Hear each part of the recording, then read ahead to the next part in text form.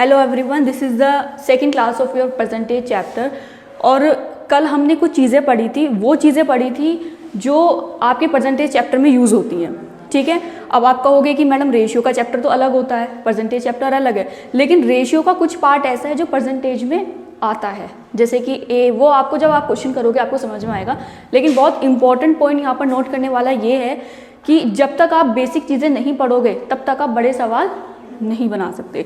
कल मैंने आपको ये पढ़ाया कि अगर आपको ए, बी और सी को रेशियो में निकालना हो तो आप कैसे निकालोगे। तो मैंने आपको क्या बताया, आप पहले ए बी का मान रखोगे, बी सी का मान रखोगे, और फिर क्या करोगे, जो जगह आपकी खाली रहेगी वहाँ पर आप साइड वाला पोर्शन लिख दे, या ऊपर वाला लिखते हैं, साइड वाला लिखते हैं।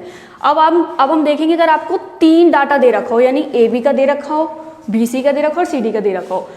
नॉर्मली हमने जो अभी तक क्वेश्चन पढ़ा है उसमें हमने क्या पढ़ा है, खाली इतना मिलता था हमको, सी डी हमें नहीं मिलता था और हमें इतना ही निकालना होता था। अब हम क्या पढ़ गए, एक स्टेप आगे। ठीक है, इसमें और उसमें कोई ज़्यादा डिफरेंस नहीं है। ए बी का मान कितना दे रखा है आपको, 2:4। तो आप यहाँ लिखेंगे 2 और यहाँ पे लिखेंगे 4। अब आपको बी और सी का दे रखा है, तो अब बी के नीचे क्या लिखा है, 3। तो ये 3 कहाँ पे लिखूँ मैं, सी के नीचे या बी के नीचे, बी के नीचे, वेरी गुड।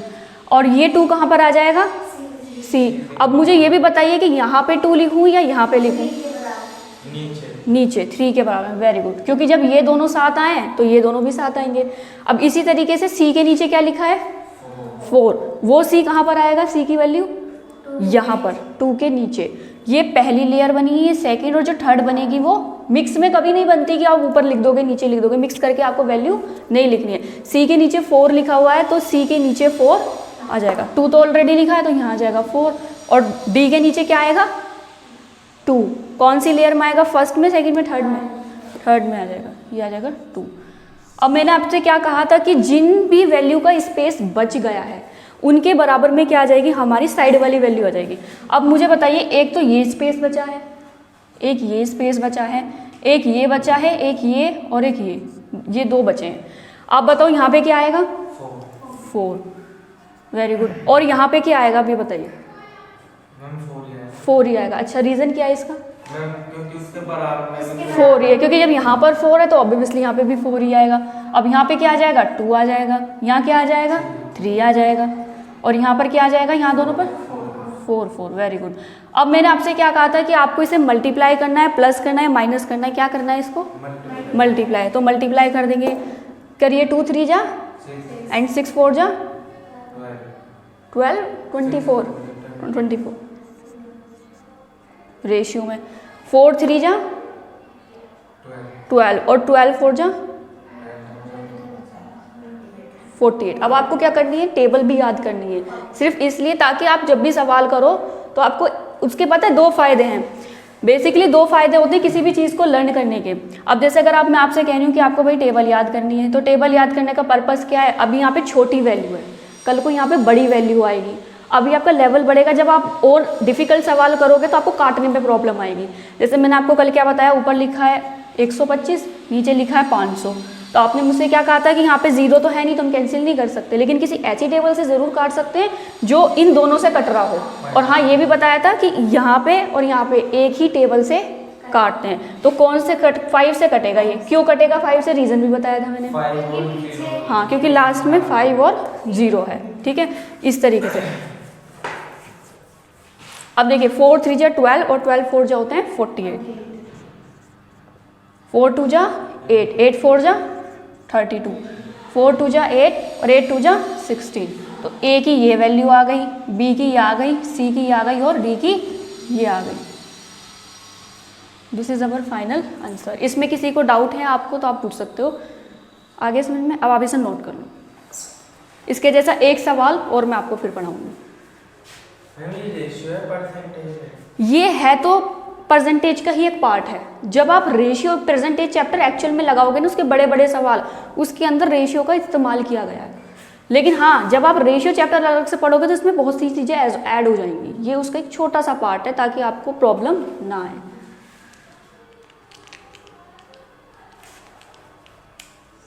पोज कर दो ना इतने।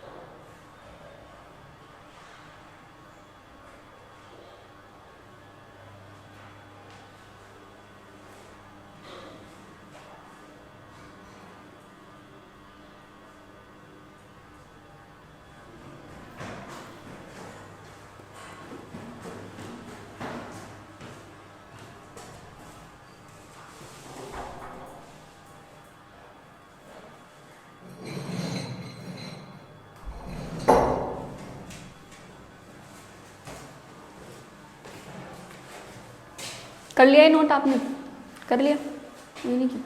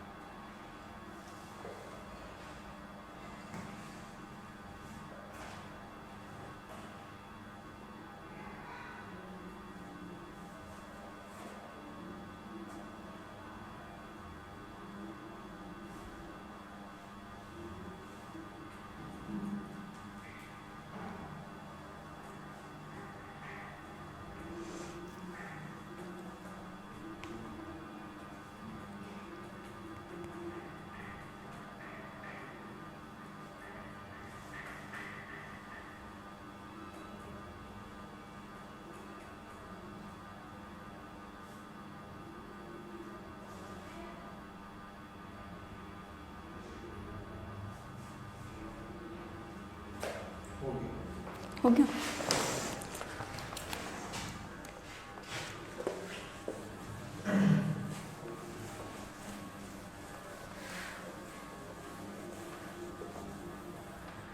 अब मान के चलेगा कि आपको ए बी की संख्या दे रखी है 2, ए दे रखा है 2, बी दे रखा है 3, इसी तरीके से बी दे रखा है 4 और जो सी दे रखा है 5, और आपको निकालनी है ए की और सी की वैल्यू निकालनी है। अब आप निकाल सकते हो। पहले मैंने आपको क्या निकाला था? ए बी सी निकालना है आपको। ए बी सी निकल जाएगा, उसके बाद में खाली आपको किस किस की बतानी है? ए की और सी की। निकालना सेम वैसे ही है। अब देखो ए की ये दे रखी है, बी की ये, सी की ये, बी सी की ये दे रखी है। देखो ए बी सी, ठीक है। अब आप तीनों निकाल लो। जब तीनों निकालोगे तो ए सी की बतानी है, बस ए की उठाना और सी की उठाना, वो बता देना, ठीक है। अब देखो यहाँ पे क्या लिखूं? 2, बी के नीचे 3, और 4 कहाँ लिखना है मुझे? 3 के नीचे, और 5 किसके बराबर में लिखना है? 4 के बराबर में। Very good. अब यहाँ पर स्पेस खाली है। अब यहाँ पे क्या लिखेंगे हम? 3, और यहाँ पे क्या लिखेंगे? 4, ठीक है। अब मल्टीप्लाई कर देंगे। 2 4 जा 8, 3 4 जा 12, एंड 3 5 जा 15। अब हमसे पूछा क्या है उसने? ए और सी। तो आंसर क्या होगा हमारा?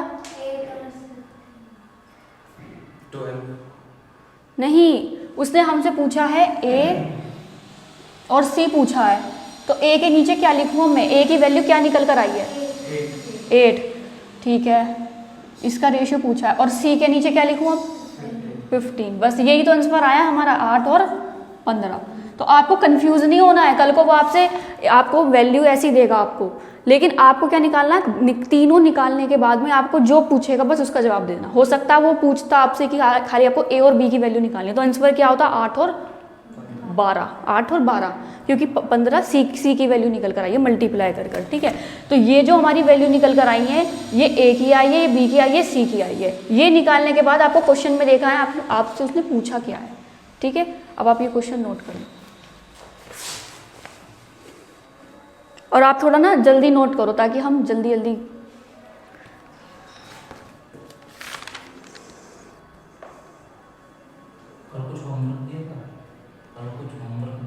अभी बाद में क्लास का है ना मैं टाइम।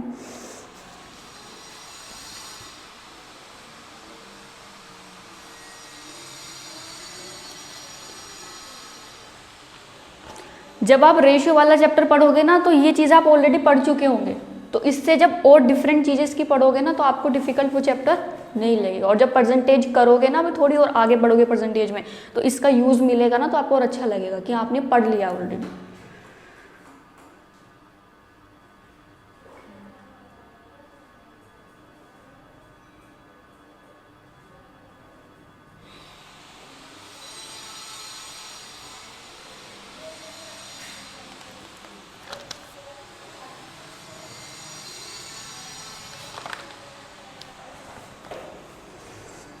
अभी मैं आपको एक क्वेश्चन दे रही हूँ, वो आपको करके देखना है, ये नोट कर लो आप।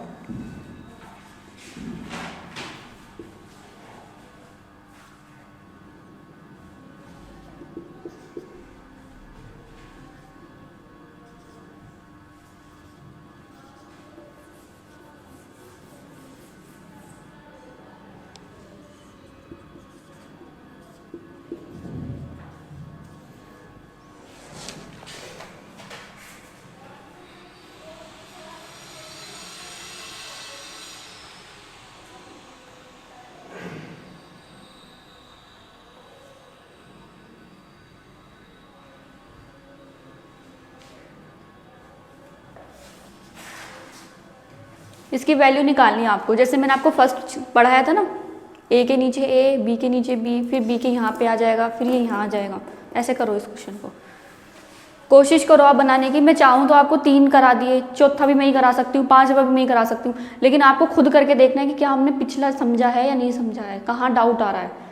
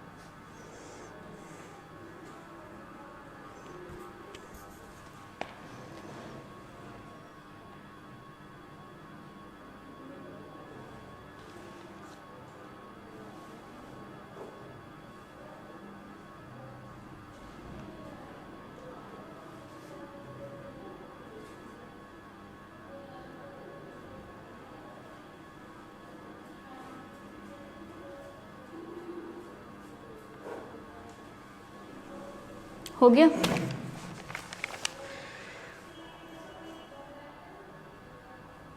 मैम अगर इसकी मल्टीप्लाई इससे कर दी, यहाँ पे आया 36, 36 का फिर ये 8 से क्या करेंगे? 36 आ गया, फिर उसकी 8 में मल्टीप्लाई करो। 8 में? हाँ, तीनों के एक साथ करनी है।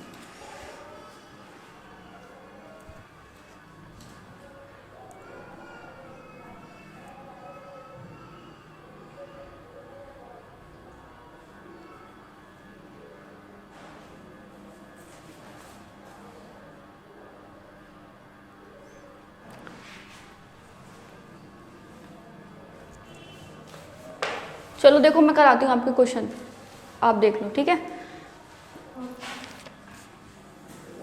थोड़ा आपको मल्टीप्लाई करने में दिक्कत आ रही होगी। देखो, ए और बी लेना है, पहले कौन सा पेयर लेना है आपको? ए और बी लेना है। तो ए के नीचे कितना आ जाएगा? 3, और बी के नीचे कितना आ जाएगा?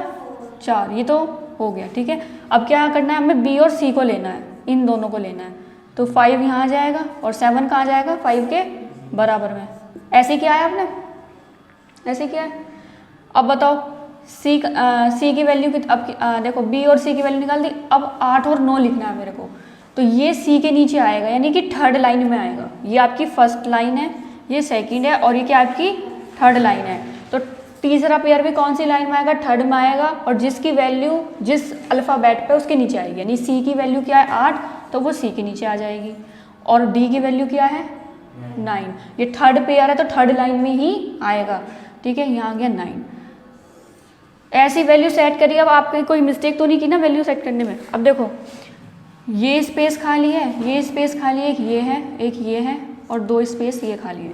यहाँ क्या आ जाएगा? 4। और यहाँ पे क्या आ जाएगा? 2 या 3? 4। 4 क्यों आएगा?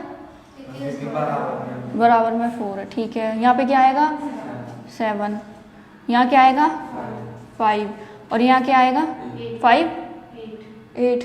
5 क्यों नहीं आ सकता? ये बराबर में है क्योंकि इसके बराबर में ये है, और ये इसलिए आया क्योंकि यहाँ पर 8 है, ठीक है। अब हमें क्या करनी है इनकी मल्टीप्लाई। अब देखो 3 5 जा कितने हो गए। अब देखो होता क्या है कि ये जो 2 पेयर का सवाल है इसके अंदर 2 दे रखा है, 4 दे रखा है, आपने इसकी मल्टीप्लाई कर दी तो 2 4 जा 8 हो गया।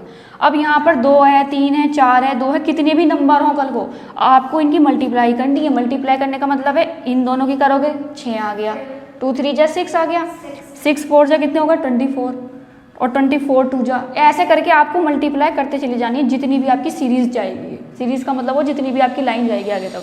अब 3 5 जा कितने हो गए 15। अब जो 15 नंबर आया इसकी मल्टीप्लाई किस में करोगे आप 8 में, तो कितना आ जाएगा 8 5 जा 14, 4 आ गया कैरी, ठीक है। 8 1 जाए यानी 15 8 जा कितने हो गए 120। तो ये आ गई किसकी वैल्यू आ गई, ये ए की आ गई। अब बी की निकालेंगे 4 5 जा कितने होते हैं 4 5 जा 20, और 20 की 8 में करोगे तो कितना आएगा 160। ये बी की वैल्यू आ गई, ठीक है। और इसकी वैल्यू कैसे निकालोगे 4 7 जा 42 नहीं 28, ठीक है। 4 7 जा कितने होते हैं। अब जैसे जैसे आपकी क्लास बढ़ेगी आपको टेबल याद करनी है। पहले आपको याद करनी है 10 तक, कहाँ तक, बिल्कुल क्लियर। आपको अपने प्रेशर नहीं लेना माइंड पे कि आपको डायरेक्ट 20 तक याद करनी है, 15 तक याद करनी है। आपको पहले 10 तक पूरी टेबल याद होनी चाहिए। 10 के बाद आप धीरे धीरे 13 करो, 15 करो, लेकिन आपको याद ऐसे करनी है कि आप फिर कभी उसे भूलो ना, सवाल करने में मिस्टेक ना हो। अब 4 7 जा होगा 28। जब तक आपको ये नहीं पता होगा 4 7 जा कितने होता है तब तक आप उसका 8 टाइम्स नहीं निकाल सकते। 4 7 जा होगा 28, और इसकी मल्टीप्लाई किससे करनी है 8 से करनी है। तो 8 8 जा कितने हो गए 64 हो गए। ये आ गया कैरी 6, 8 2 जा, और 16 में 6 प्लस करेंगे तो कितना आएगा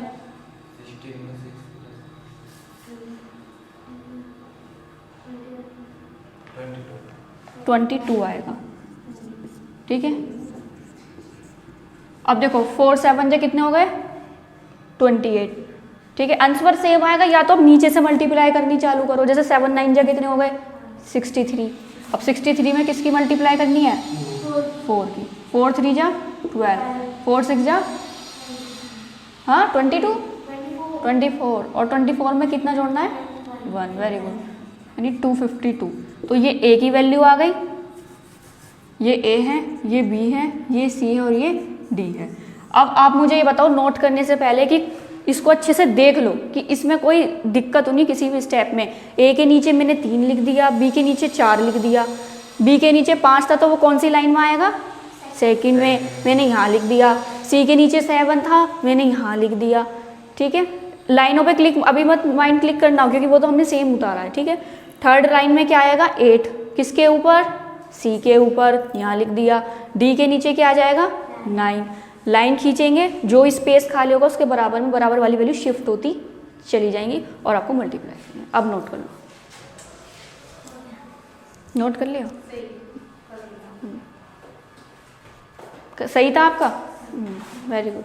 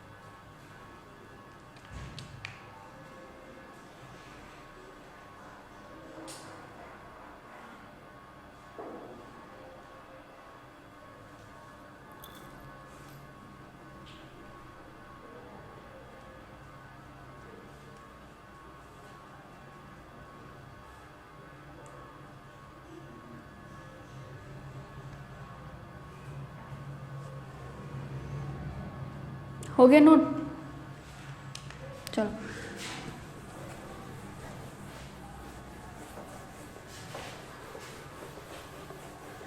रेशियो भी एक बहुत इंटरेस्टिंग चैप्टर है, बहुत बड़ा चैप्टर है। इसमें अब इसके आगे से हम उसमें पढ़ेंगे। इसका जितना पार्ट परसेंटेज में यूज़ होगा वो मैंने आपको पढ़ा दिया, ठीक है।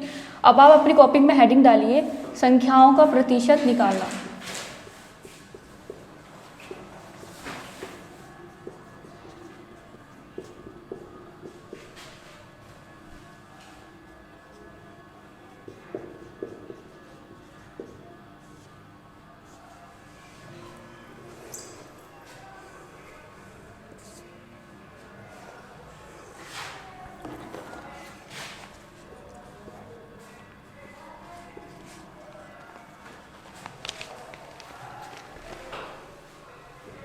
देखो अब संख्याओं का प्रतिशत निकालना, ये एक टॉपिक शुरू होने जा रहा है आपका परसेंटेज के अंदर। पहले मैंने आपको क्या टॉपिक पढ़ाया था, कल मैंने आपको क्या पढ़ाया था, बढ़ना घटना 120%। जैसे मैंने आपको बताया 120% है कोई संख्या, हो गया नोट। देखो जैसे मैंने आपको कल क्या पढ़ाया था, मैं आपको वो डिस्कस कर रही हूँ, थोड़ा सा मैं आपको रिवीजन करा रही हूँ। जैसे मैंने आपको बताया 120% कोई चीज़ बढ़ रही है, तो बढ़ने में कौन सा साइन डिनोमिनेटर होता है, मल्टीप्लाई या माइनस, प्लस होता है, ठीक है। तो 120% का पहले मैंने क्या कहा आपसे, 120% को आपको सॉल्व करना है। तो 120% को कैसे सॉल्व करेंगे, ये हटा करके क्या आता है, 100 आता है। अब ये किससे कैंसिल हो जाएगा, ठीक है। 2 6 या 12, 2 5 या 14, कितना आ गया 6/5। अब ये बढ़ रहा है, इसमें हमें बढ़ोतरी दिखानी है। तो मैंने आपको क्या बताया था, नीचे हाँ मैंने आपसे क्या कहा था, नीचे वाला सेम रहता है यहाँ पे, और इसमें क्या जोड़ देते हैं, ये ऊपर वाला 1 नहीं जोड़ते, ऊपर वाला जोड़ते हैं जो ऊपर लिखा रहता है। नीचे वाले में ऊपर वाला जोड़ के यहाँ लिखते हैं, और नीचे वाला यहाँ पे सेम रहता है, ठीक है। तो यहाँ पर क्या आ जाएगा हमारा 11 आ जाएगा। ये मैंने आपको बताया था। अगर मान लो 120% की कमी बोलता तो हम कैसे करते, 120% लिखते, परसेंट आ जाते, 100 लगाते, ये वही काट के 6/5 आता, इतना तो हम सेम करते। लेकिन मैंने क्या कहा, नीचे की संख्या हमेशा क्या रहेगी, सेम रहेगी। अगर वो कमी बोल रहा है तो नीचे वाले में से ऊपर वाला क्या कर देते, माइनस कर देते, यानी 6 में से कितना घटा देते हम, 5, तो ऊपर क्या आ जाता, 1। ये भी आपको ध्यान रखना है कि हमने इसे किस में से किसको घटाया है, नीचे वाला नीचे सेम आ गया, और नीचे वाले में से हमने किसको घटाया, ऊपर वाले को। इतना तो आपको रिवीजन रखना है हमेशा, ठीक है। अब देखो संख्याओं का कैसे प्रतिशत निकालें। जैसे आपसे एक सवाल पूछा उसने कि 1000 का 25% ज्ञात करें, ये क्वेश्चन है आपका, निकाल लेंगे आप। आपको कैसे निकालना मैं आपको बताती हूँ। 1000 का ये जो का होता है, क्या होता है का, इसका मतलब होता है मल्टीप्लाई। क्या होता है, इसे हम डोनेट करेंगे हमेशा मल्टीप्लाई से, प्लस से नहीं करेंगे, माइनस से नहीं करेंगे, हाँ इंग्लिश में हम इसे बोलते हैं ऑफ, ठीक है। अब देखो 1000 का तो 1000 सेम आ जाएगा। हमें उसने बोला है कि हमें 1000 का 25% निकालना है। जैसे मान के चलिएगा कि 2 भाई हैं, ए और एक बी है, ठीक है। तो दोनों साथ में कोई बहुत बड़ा बिजनेस खोलते हैं या कुछ भी करते हैं। तो जो छोटा भाई है, एक है बड़ा भाई, तो जो बड़ा भाई है वो क्या कह रहा है छोटे वाले को कि जो भी मुझे प्रॉफिट होगा मैं उसका क्या दूंगा, तुम्हें 25% दूंगा। अब मान के चलेगा कि उसे प्रॉफिट कितने का हुआ, 1000 रुपये का प्रॉफिट हुआ। उन्होंने कोई शॉप खोली और उसका प्रॉफिट होता है 1000 रुपये।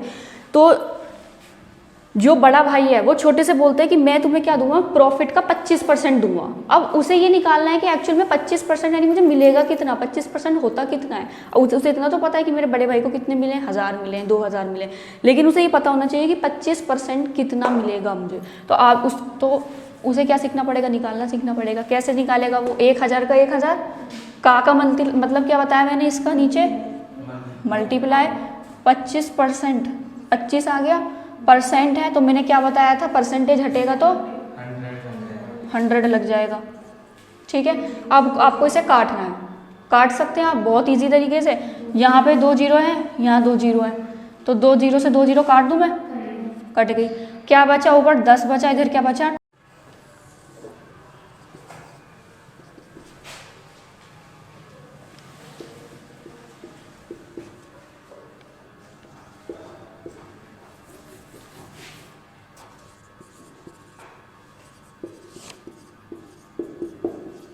ये क्वेश्चन नोट करो आप, ये 6 सवाल।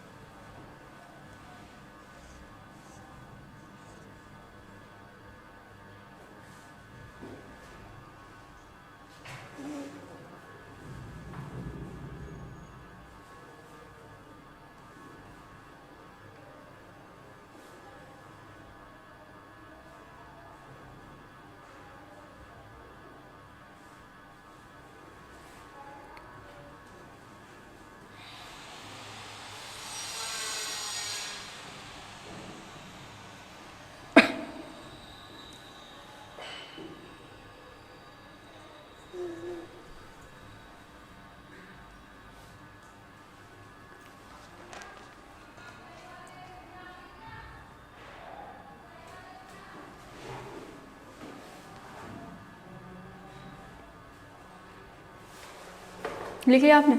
अब देखिए यहाँ उसने हमसे कितना पूछा था, 1000 का कितना पूछा था, 25। अब मान के चलिए प्रॉफिट कितने का हुआ है, 5000 का, और 25% अलग करना है हमें उसका, यानी हमें 25% उसका निकालना है। तो देखो यहाँ क्या आएगा आपका 5000 मल्टीप्लाई 50% है, 50% लिख दो, सेम लिख दो, आपको कोई दिक्कत नहीं है, आप डायरेक्ट लिखो 50%। फिर 5000 का क्या निकालना है आपको, ये मैंने सेम किया, 5000 का 5000 का की जगह मल्टीप्लाई आ गया और 50% का 50%। अब परसेंटेज हटेगी, नीचे क्या आ जाएगा 100। अब आप मुझे बताओ कि मैं क्या कैंसिल कर सकती हूँ इसमें, कितनी जीरो, 2। इससे मैंने ये 2 जीरो काट दी, ऊपर क्या बचेगा, बची हुई वैल्यू नीचे लिख दो आप 50, और इधर क्या बचा मल्टीप्लाई का मल्टीप्लाई, और ये क्या बचा 50, ये भी 50 बचा। अब आपको इनकी मल्टीप्लाई करनी है, ठीक है। तो 5 की 5 से करोगे कितना आएगा, मल्टीप्लाई करनी है प्लस नहीं करनी है, 25 वेरी गुड, 25 आ जाएगा। और कितनी जीरो आ जाएंगे, 2 आएंगी, वेरी गुड, 2 जीरो आएंगी। तो ये कितना निकल गया, 2500 निकल गया। बेसिकली होता क्या है, जैसे मैं लिख रही हूँ यहाँ पे 100% है, तो 100% को 2 भागों में बांट सकते हैं, 50% और 50%, ठीक है। तो मैंने आपसे क्या कहा था, आपको 5000 का 50% निकालना था, क्या आ गया 2500 आ गया। तो बचा हुआ पार्ट भी कितना होगा 2500, बेसिकली आधा हो गया ना उसका, टोटल 100% होता है, तो ये हो गया 2500%। अगर आप इसकी नॉर्मली मल्टीप्लाई करोगे ना तो फिर आपको ऐसे करनी पड़ेगी, लेकिन वो क्या है, उसका कोई फ़ायदा नहीं है। क्यों, क्योंकि जहाँ पर आपको 2 जीरो दिख जाए तो 2 जीरो तो आएंगी ही आएंगी, और यहाँ पर क्या आएगी, वो वैल्यू जो ये जो 2 नंबर हैं इनको मल्टीप्लाई करके, यानी 5 5 जा 25। बाकी आप वैसे करिए जैसे आपको स्टार्टिंग में भी अच्छा लग रहा है, ठीक है। तो 50 की 50 से मल्टीप्लाई करेंगे, 2500 आ गया। अब आपको क्या निकालना है, 300 का 9% निकालना है। अब 300 का 9% भी हम ऐसे निकालेंगे, क्या लिखूँ मैं यहाँ पे, 300 का की जगह क्या आ जाएगा, मल्टीप्लाई आ जाएगा, 9% लिख दूँ, अब अपॉन में क्या आ जाएगा, 100 आ जाएगा, 2 जीरो से कट जाएंगे, और 3 9 जा कितने हो जाएंगे, 27 इज आवर फाइनल। अब आप ये दोनों नोट करो, और ये चौथा सवाल आप करो, फिर 5 वर्ड छठा मैं कराती हूँ, ठीक है। मुझे चौथे का आंसर भी बताना कि आपका क्या आ रहा है, लेकिन हाँ स्पीड में नोट करो ताकि आपको जल्दी जल्दी समझ में आए।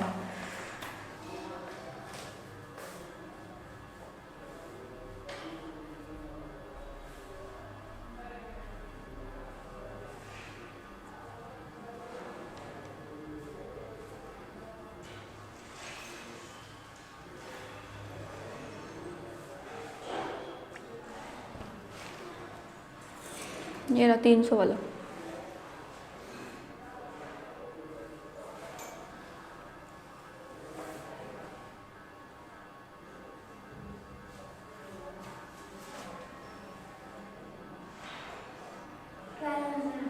हाँ कौन सा निकाला आपने, सही है।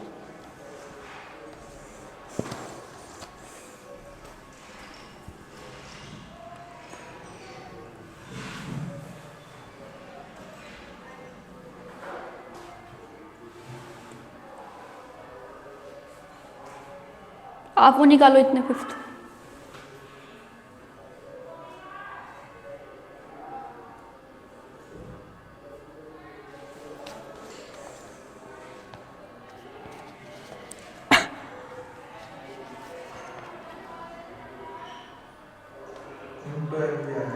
तो 12 आ गया, वेरी गुड। 5वां भी कर लोगे आप, आता है आपको, कर लोगे, इसमें आपको कोई कन्फ्यूजन तो नहीं होगी। यहाँ 25 था, 1.5, बस आपको क्या करना है, काटना है, वही करके देखो 5th क्वेश्चन भी। हाँ हाँ सही है, वेरी गुड। आपका हो गया आरती, इसका आंसर आ गया 12। हाँ अब वो करो आप, हाँ 6 करो।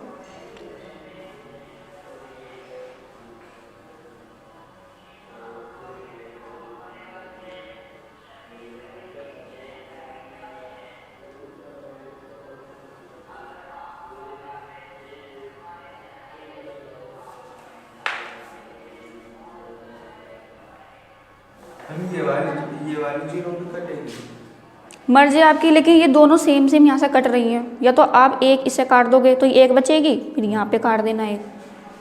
आपको काटने से मतलब है, बस आप काट दो ठीक से। हाँ हाँ, वेरी गुड, 900 आ जाएगा।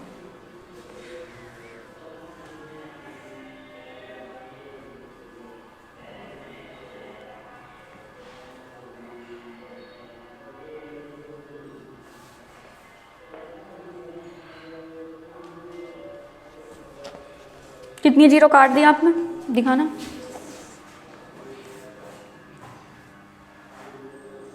दो से दो काट दी, ठीक है।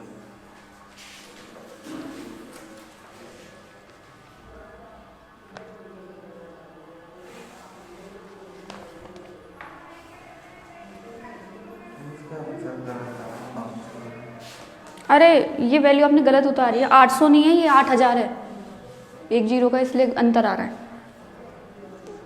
5000 आएगा नहीं, 5000 नहीं आएगा। आपने इसकी देखो एक मिस्टेक कर दी थी ना आपने, एक यहाँ पे आप जीरो लगा दो, एक यहाँ लगा दो एक, तो ये एक बच जाएगी, 2 से 2 कट गई, तो यहाँ क्या बचेगा 80 बच गया, ये 150 का 150 बच गया, ठीक है। अब 15 के 8 से मल्टीप्लाई कर दो, और जो जीरो आएंगे वो मुझे बता देना कितने आएंगे।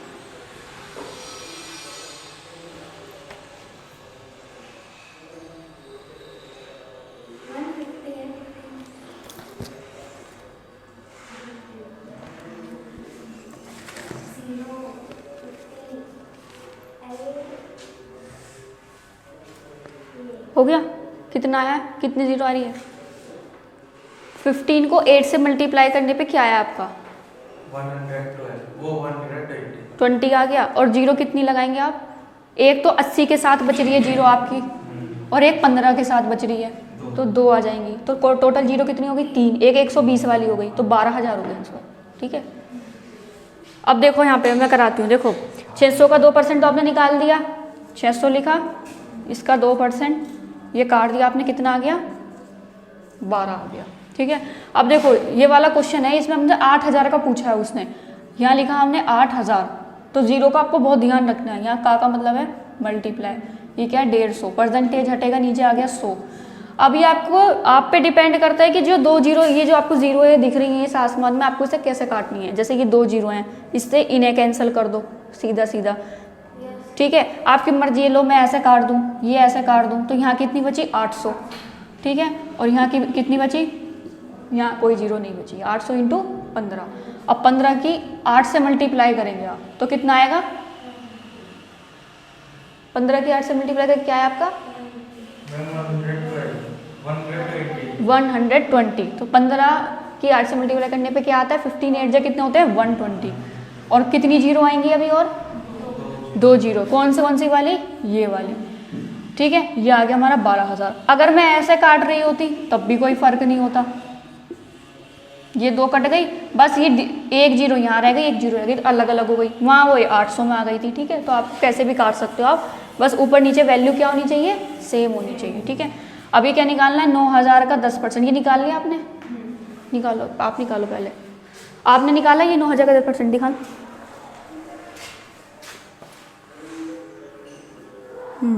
ठीक है,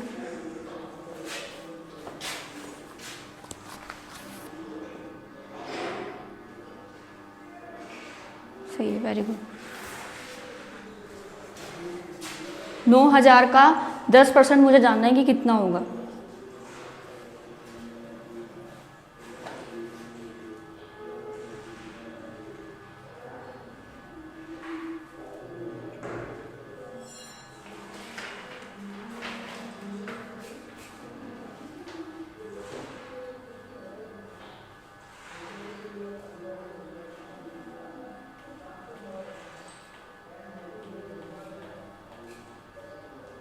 बताओ जल्दी,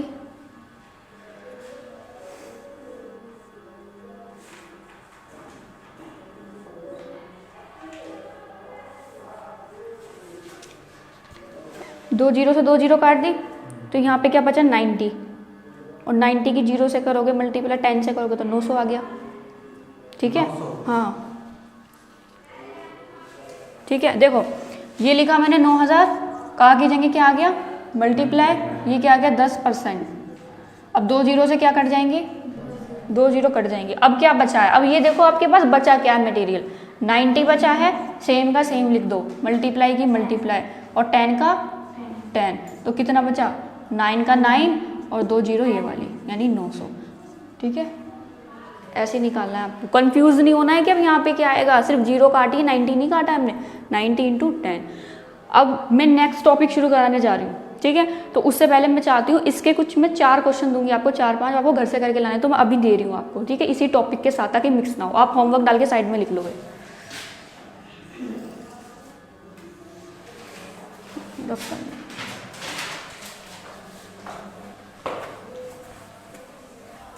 मैं हर टॉपिक कराऊंगी, हर टॉपिक के कुछ सवाल आपको घर से करने होंगे, बहुत बेसिक से, ताकि आपका रिवीजन घर जाके हो जाए, ठीक है।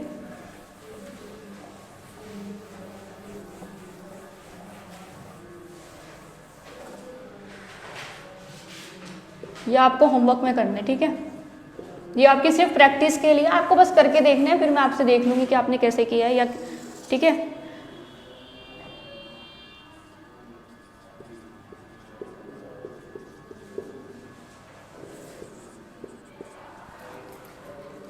और काटना सीखना है आपको, ठीक है।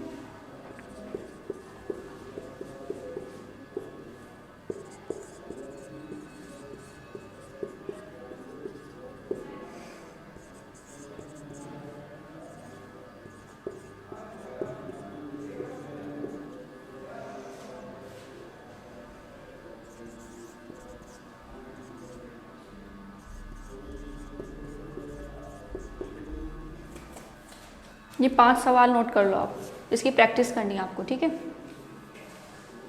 इसलिए मैं अभी आपको बड़ी वैल्यू नहीं दे रही हूँ, कोई हाई परसेंटेज नहीं दे रही हूँ, ये आ जाएंगी ना तो आप काटना सब इसमें ही आ जाएगा।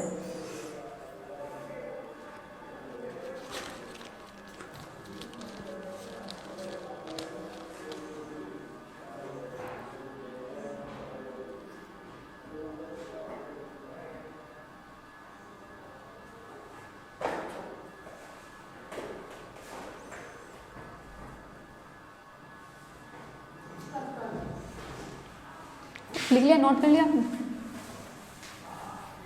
अब देखो मैं आपको एक सवाल करा रही हूँ, नोट कर लो इसे, जल्दी जल्दी नोट करना हो। 300 का 25% का 20% क्या होगा?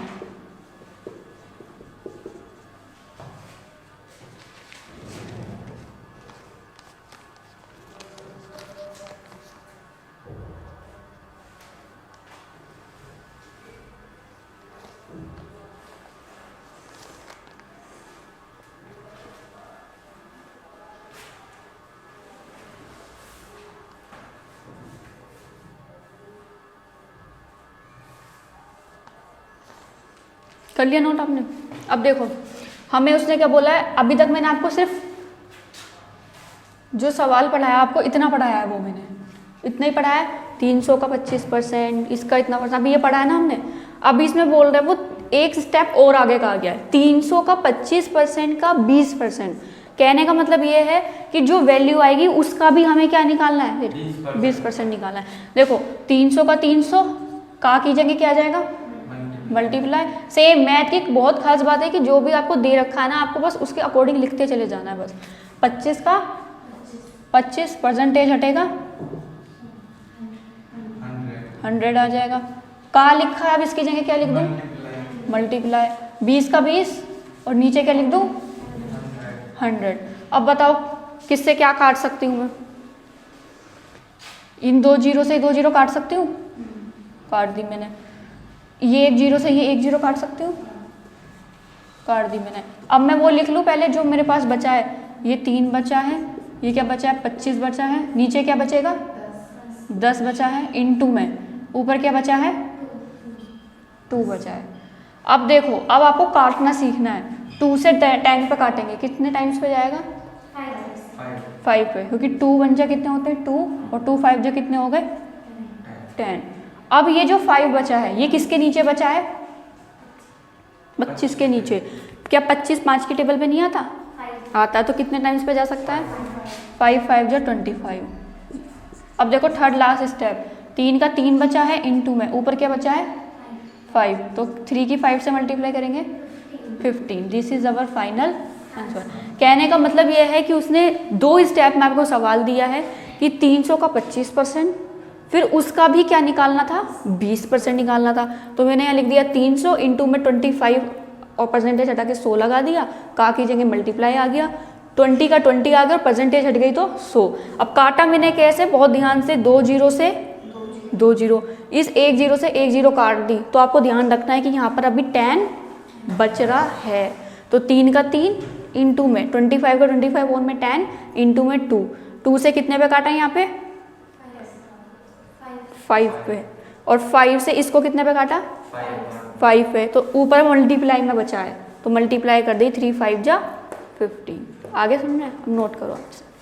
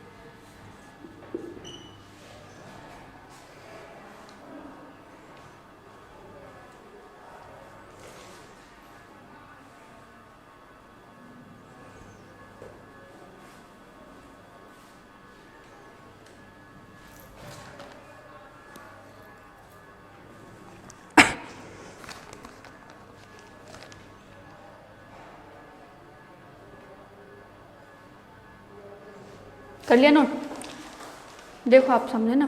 अब देखो इससे क्या मैंने अलग सवाल रखा है या सेम लिखा है, तो सेम ही करना है आपको। क्या लिखना है सबसे पहले 600, कहाँ की जगह मल्टीप्लाई 20 का 20 अपॉन में क्या लिखूँ 100, यहाँ पे क्या लिखूँ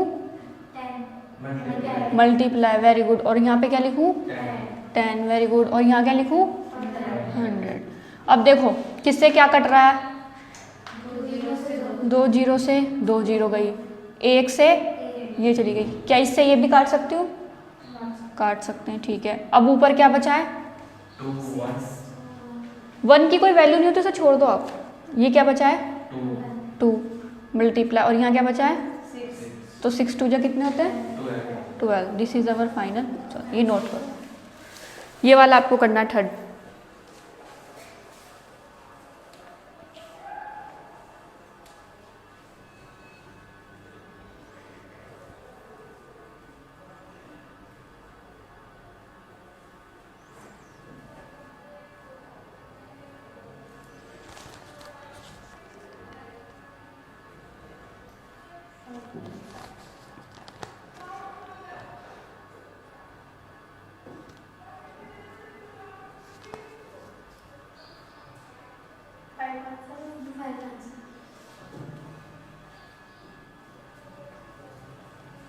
भी चेक करते हैं, सबका सेम आता है नहीं आता। 2 जीरो से एकदम 2 जीरो काटनी है आपको जहां भी दिखे, जैसे ये 2 से एकदम जो ही खत्म कर दी, एक एक करके मत काटना, ठीक है।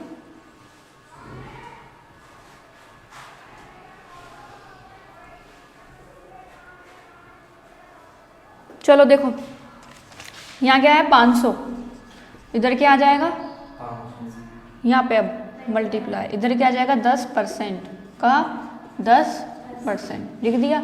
अब 2 जीरो से क्या आ गई, और 1 जीरो ये कट गई, 1 ये कट गई, कुल मिला के कितना बचा 5, तो 5 ही आंसर आ गया।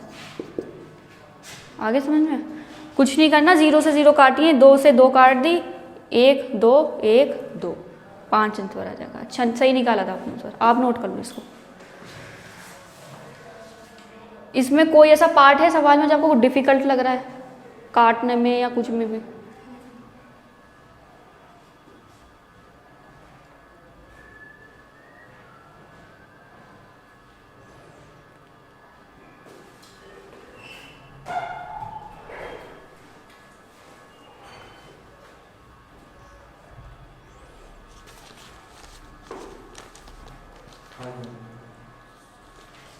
कर दो ना।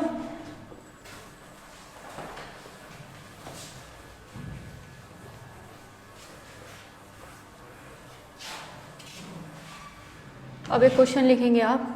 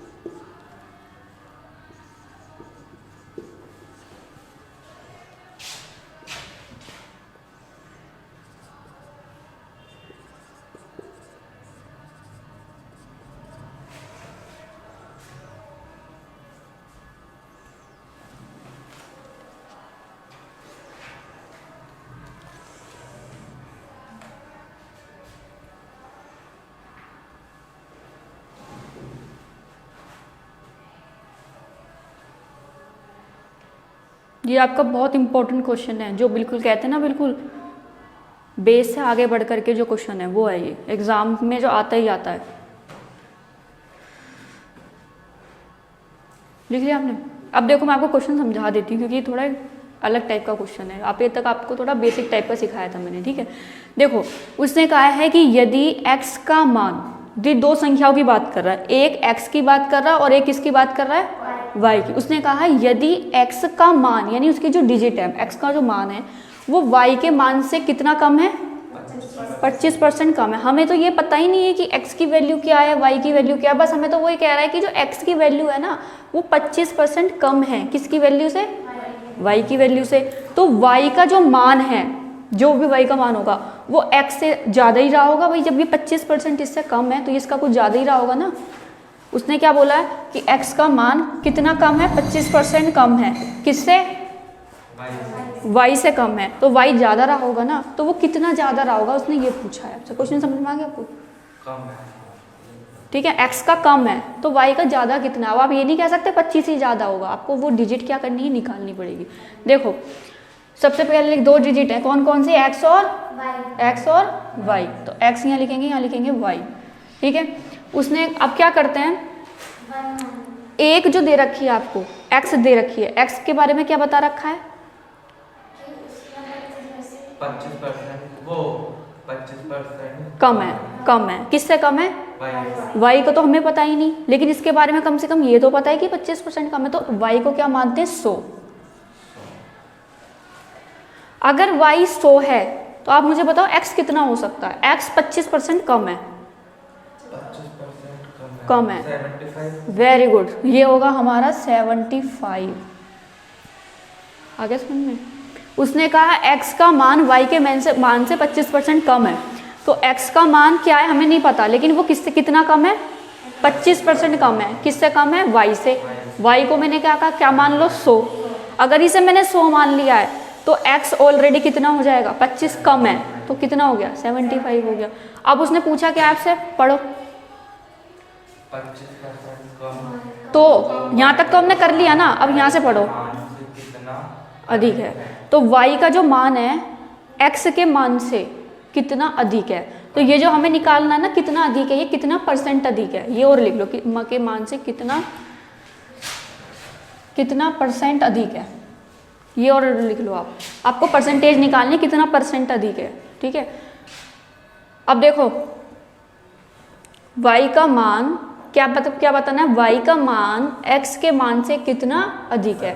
तो 175 से कितना ज़्यादा है, 25 ज़्यादा है, अपॉन में, किससे पूछा है उसने पूछा है y का मान x से, तो x की वैल्यू कितनी है, वो नीचे आती है। और हम क्या निकाल रहे हैं, परसेंटेज। तो परसेंटेज में क्या करते हैं, परसेंटेज निकालने के लिए मल्टीप्लाई में क्या करते हैं, 100। अगर अब इसे सॉल्व करना है आपको। अब बताओ मैं किसकी टेबल से काटूं इसको, 5 की टेबल से काटूं। 5 5 जा 5 1 जा और 5 5 जा, तो देखो कि 5 1 जा 5 करूँगी तो 2 बचेगा, ठीक है। अब देखो एक बार और काट सकती हूँ मैं इसे, 5 1 जा 5 3 जा 15। अब देखो एक की 100 से मल्टीप्लाई करोगे तो कितना बचेगा, 100 ही बचेगा। और नीचे कितना बचेगा, 3। तो 100/3%, क्योंकि हमने क्या निकाला है, ये परसेंटेज में निकाला है, तभी तो हमने 100 का इस्तेमाल किया है। This is our final answer. कोई डाउट है आपको इस क्वेश्चन में? उसने बोला x का मान y के मान से 25% कितना था, कम है। तो ये कितने परसेंट ज़्यादा है, तो परसेंटेज ही निकालने के लिए हमें मल्टीप्लाई में क्या करना होता है, 100 करना होता है, ठीक है। अब ये कितना मान लिया 100, तो ये कितना होगा, 75 होगा। अब ये बताना है हमें कि y का मान x से कितना अधिक है, तो ये इससे कितना अधिक है, 25। और किस से बोल रहा है वो, 75 से। इंटू में 100 काट देना, सॉल्व करना, इतना परसेंट, ये परसेंटेज में आता है। इसे अब इसे नोट कर लो, ठीक है। आरती आपको आगे समझ में, आप दोनों को?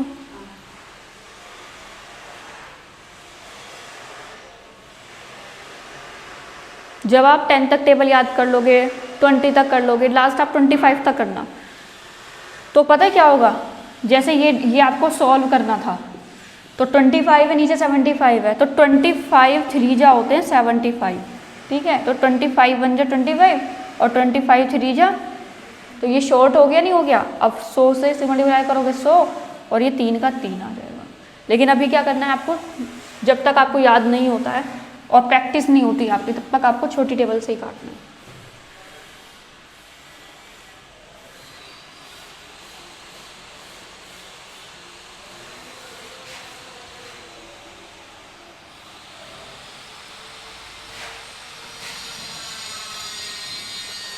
एक और क्वेश्चन लिखना है, सेम रहेगा सब, यहाँ पे 35 कर लेना है, वो आपको करना है। फिर ये कर दूं मैं रफ। अब आपको पता चल गया 35% कम है, तो y का मान x से कितना अधिक है, अब निकालो। 100 ही लेना है, 100 ही मानते हैं, y को हमेशा 100 ही मानना है आपने।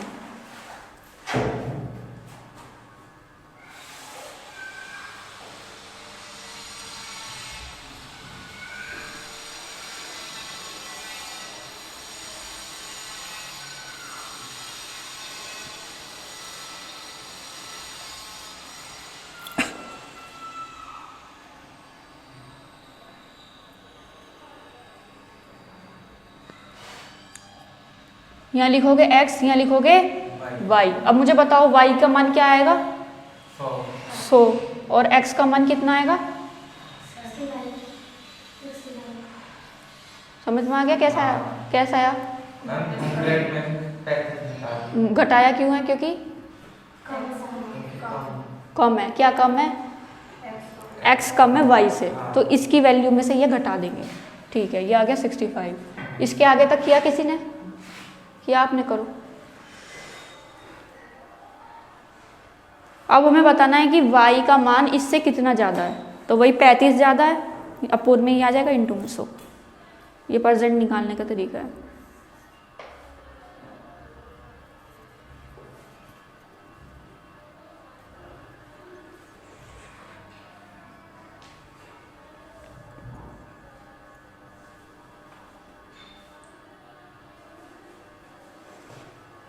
चलिए देखिए, इधर देखो आप, अब तीनों देखो। अब हमें बताना है y का मान x के मान से कितना ज़्यादा है, कितना ज़्यादा है, 35 ज़्यादा है। किससे ज़्यादा है, किससे, 65 से। और परसेंटेज निकाल रहे हैं ना, तो मल्टीप्लाई में क्या लेंगे, 200 100 लेंगे, वेरी गुड, ठीक है। अब हम इसे किससे काट सकते हैं, किसकी टेबल से, 5 की टेबल से काट सकते हैं, ठीक है। 5 7 जा 5 1 जा 5 3 जा 15 बचेगा ना, देखो एक ये बचेगा 15 हो जाएगा, ठीक है। अब देखो ऊपर क्या बचा है आप पे, 7 की मल्टीप्लाई कर दो 100 से, कितना बचा ऊपर 700, और नीचे क्या बचा है, क्या ये अब और कट सकता है, नहीं कट सकता, अब ये और डिविजिबल नहीं है, तो ये ही इतने परसेंट, यही हमारा एकदम फाइनल आंसर आ जाएगा। अब नोट कर लो आप।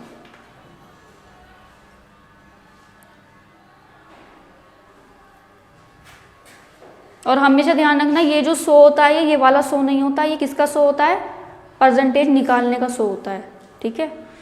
कहीं आपको कल को यहाँ पे 200 वैल्यू दे दे तो आप 200 रख दो, यहाँ पे आपको 100 ही रखनी है।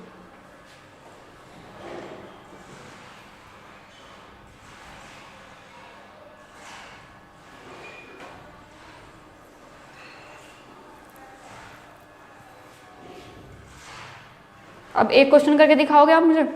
अब यहाँ पर आप 20 कर लो, 20% कम है, फिर बताओ y का मान x के मान से कितना अधिक है।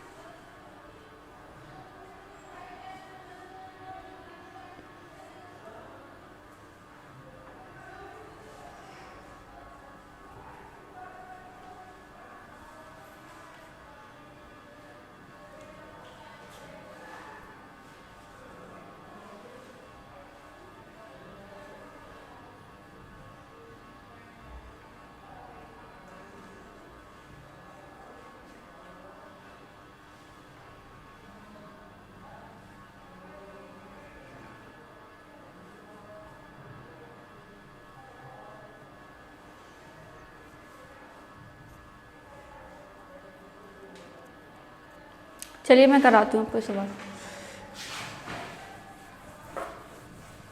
अब देखिए y को कितना माना आपने 100, तो x की वैल्यू कितनी बची होगी, 20% कम है, तो ये कितनी बची 80 बची, ठीक है। अब उसने बोला है कि y का मान x के मान से कितना परसेंट अधिक है, यानी ये जो मान है, ये जो मान है y का मान इसके मान से कितना अधिक है, कितना अधिक है,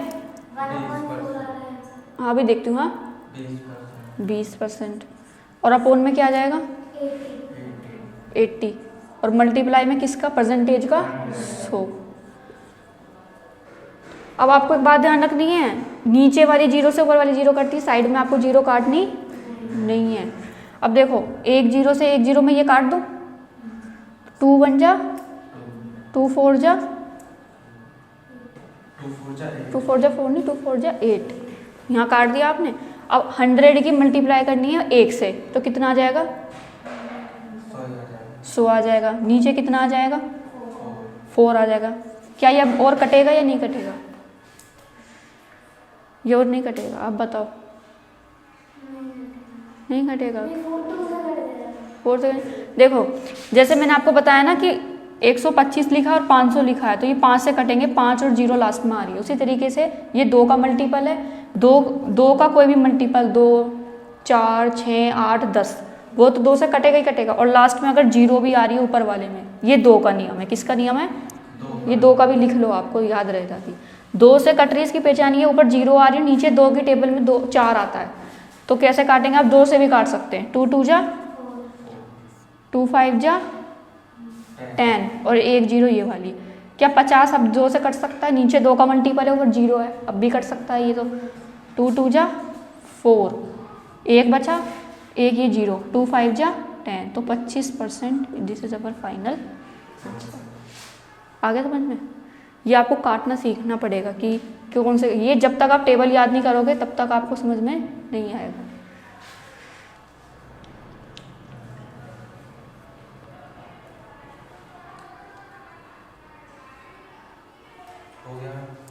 कर लिया ये नोट आपने, कैसे पता चला ये दोनों 2 से कट रहे हैं, डिजिट देख के। कैसे, क्योंकि 4 2 की टेबल में आता है, और 0 जो है, जो 0 है लास्ट में, तो 2 से कट ही जाएगा वो, ठीक है। अब मुझे बताओ जरा, क्या 950 2 से कट जाएगा, कट जाएगा, क्यों, क्योंकि लास्ट में जीरो है। क्या 950 अपॉन 40 कट जाएगा?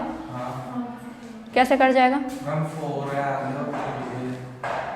आप ये समझो खाली यहाँ पर वो है 2 है, क्या ये 2 से कट जाएगा? वाकई में कट जाएगा। क्यों कट जाएगा? रीज़न क्या बताया मैंने आपको? नीचे 2 आ रहा है और ऊपर क्या आ रहा है? 0 आ रहा है, तो 0 वाली संख्या कट जाती है। और 5 में क्या बताया था? 5 में 5 लास्ट में 5 आएगा या 0 आएगी। ये क्वेश्चन हो गया आपका। अब आपको जो घर से करके लाना है, डिजिट बदल लो बस। यहाँ पे परसेंटेज कम ज़्यादा कर रही हूँ मैं, कम कर रही हूँ, खाली कम का सीख रहे हैं हम। ये 20% क्या थी? कम थी ना। अब 1 लिखो 30% का होमवर्क में पहला, और 1 लिखो आप 15% का। ये 2 का लिखो, खाली 2 ही करने हैं इसके आपको भी, क्योंकि पहले के भी दिए थोड़ा मिक्स हो जाएगा नहीं तो।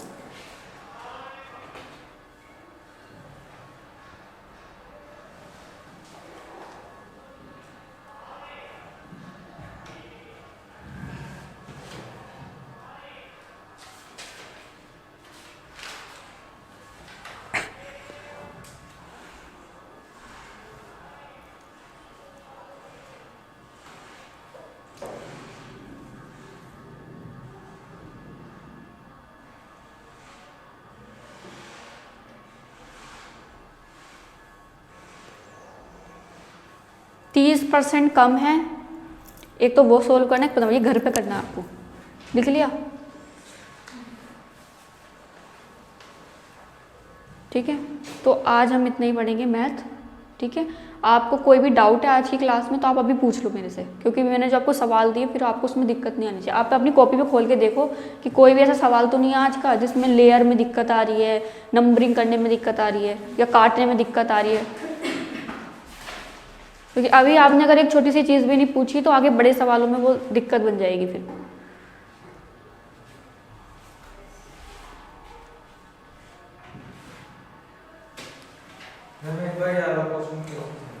हाँ, कौन से वाला? 650 का? ये तो मैंने आपको होमवर्क में दिया है। नहीं, इसी का दूसरा, कोई दूसरी डिजिट। चलो मैं यही बता देती हूँ। जैसे मैंने इनको दिया है कि 650 का क्या निकालना है?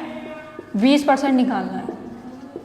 ठीक है, 650 का 20%, ये मैंने आपको होमवर्क में दिया है, मैं आपको करा देती हूँ। तो क्या बताया था मैंने आपको? 650 का 650 का कीजिएंगे क्या आ जाएगा? मल्टीप्लाई। और 20% क्या आ जाएगा? 20% का मतलब होता है 20/100। अब देखो, इस 0 से कौन सी 0 काट दो? आप बताओ। ऊपर वाली, वेरी गुड, ये काट दी मैंने। कोई से भी काट सकते हैं। और इस 0 से कौन सी कट जाएगी? तो बस अब आपको करना क्या है? ये 65 का 65 मल्टीप्लाई में क्या आ जाएगा? 2। अब आप मल्टीप्लाई कर लेना। ठीक है, ऐसे करना है आप। बाकी मैंने आपको होमवर्क में दिया, आपको खुद पहले का घर जाते ये सवाल नहीं करने एकदम से, पहले जो आज कराया है ना उनको रिवाइज करना है कि आज ये ऐसे से पढ़ाया है, ये ऐसे कराया है, फिर इनको ये करना है। हाँ, कल वाले में देख लीजिए, कल वाले। अब ज्योग्राफी पढ़ाओगे ना? पढ़ाओगे? हाँ। ठीक है, तो यहाँ से नीचे से माइक ऑफ हो जाएगा। नीचे से ऑफ करो।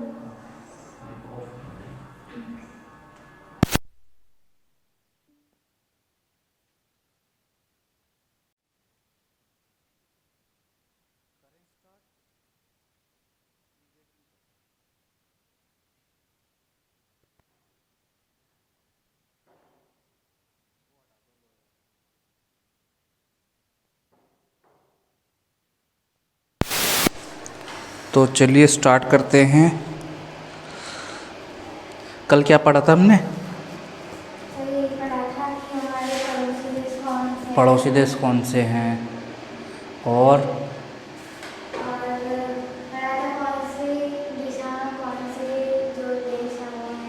कौन सी दिशा में कौन,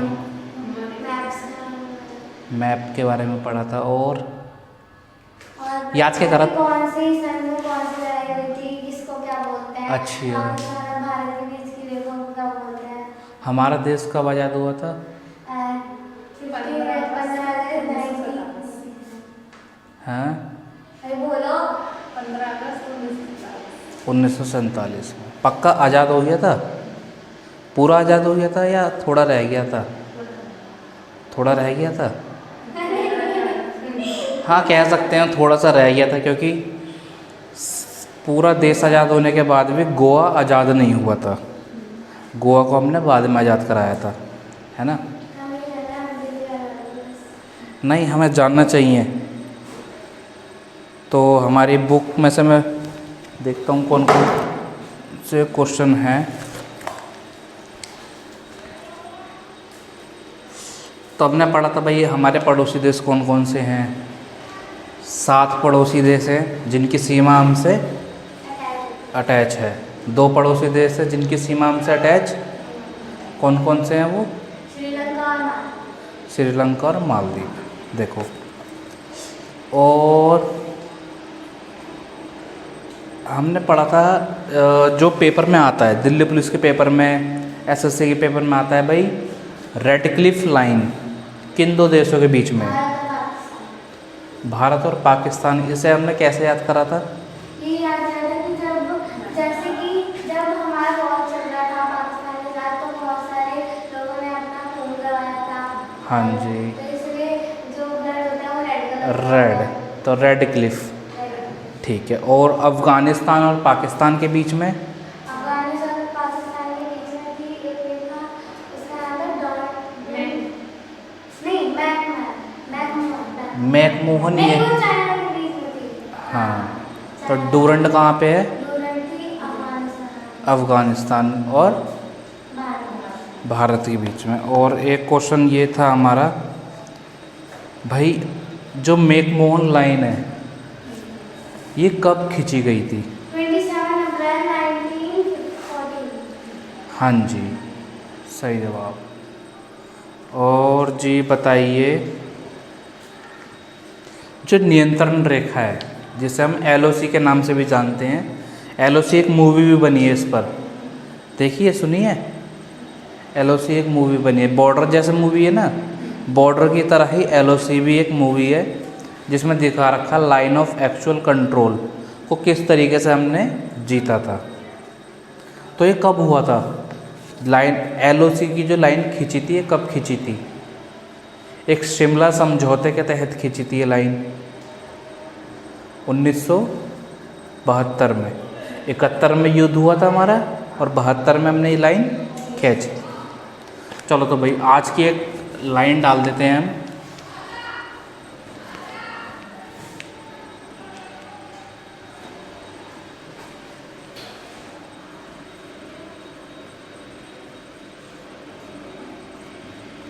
पृथ्वी का परिचय।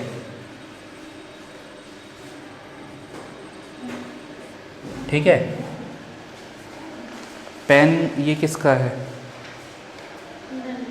ये तुम्हारा नहीं है, तो तुम्हारा पेन शायद वापस दे दिया था उन्होंने।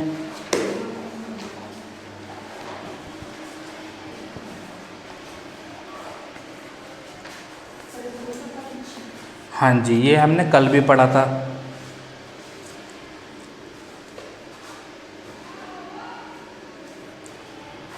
जो पृथ्वी का है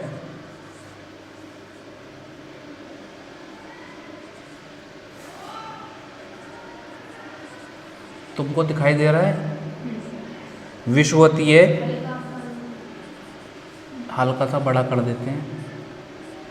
पृथ्वी का विषुवतीय व्यास कितना है?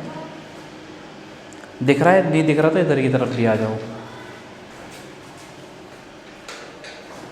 पृथ्वी का विषुवतीय व्यास कितना है? विषुवतीय मतलब देखो, विषुवतीय बड़ा लिखा गया है तो यानी कि लेटा हुआ, जो ऐसे वाला है, ऐसे यहाँ से मैं निकलूँगा यहाँ तक, तो ये कितने किलोमीटर का है? 12,756। हाँ जी, 12,756। ठीक है, लिखते रहो इसे साथ साथ में और समझते भी रहेंगे हम साथ साथ में। अब बात करते हैं पृथ्वी का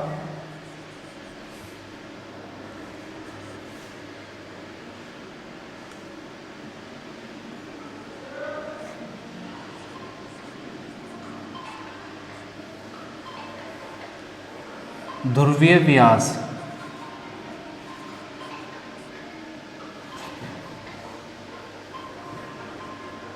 बारह हजार 700 14।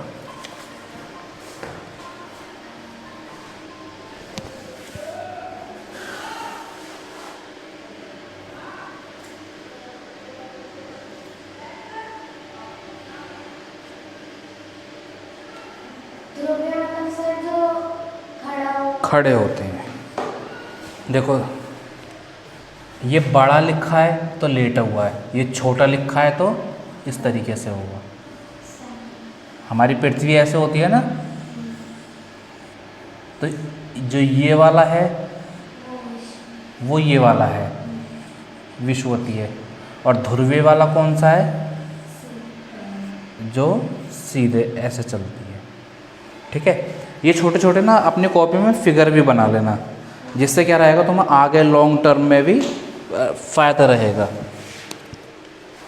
तो नेक्स्ट क्वेश्चन है हमारा पृथ्वी का ध्रुवीय व्यास और विषुवतीय व्यास। देखो जो पृथ्वी है हमारी उसका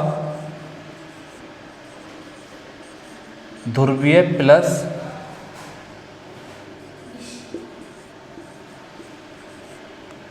विषुवतीय व्यास में अंतर कितना है?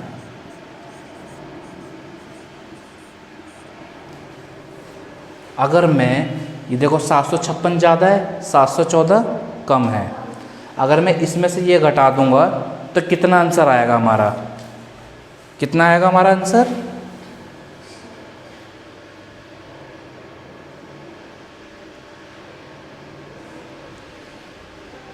इसमें से 6 में से 4 गए 2, और इसमें से कितने गए 42।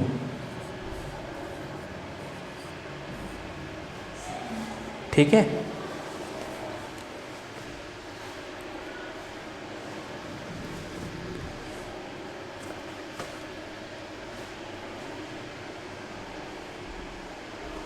देखो नेक्स्ट क्वेश्चन लिख लो। हमारी पृथ्वी पर 71%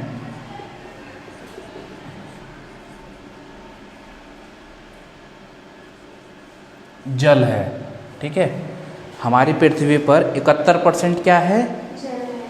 अच्छा 71% अगर जल है, यानी कि मान 71% यहाँ पे जल है, तो बाकी जो बचा हुआ एरिया है वहाँ पर क्या है? गेट बंद। जमीन है, सिंपल सी बात है। तो जमीन कितने पर है? 29% पर जल वो है। ठीक है, ये अभी हमने पढ़ा है पृथ्वी का विषुवतीय। विषुवतीय मतलब ऐसे, यहाँ से गाड़ी लेकर चलूँगा मैं यहाँ तक तो 12,756 किलोमीटर लगेंगे हमारे, और ऐसे यहाँ से लेके यहाँ तक जाऊँगा तो 12,714 किलोमीटर लगेंगे। इन दोनों में गैप देखा जाएगा तो कितना आ रहा है? 42। ये लिख लो अपनी कॉपी में। हमारी पृथ्वी पर कितने परसेंट जल है? 71। और कितने परसेंट पे भूमि है? 29 में भूमि है। ठीक है,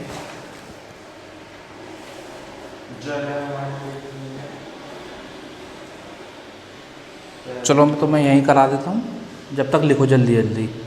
देखो हमारी पृथ्वी का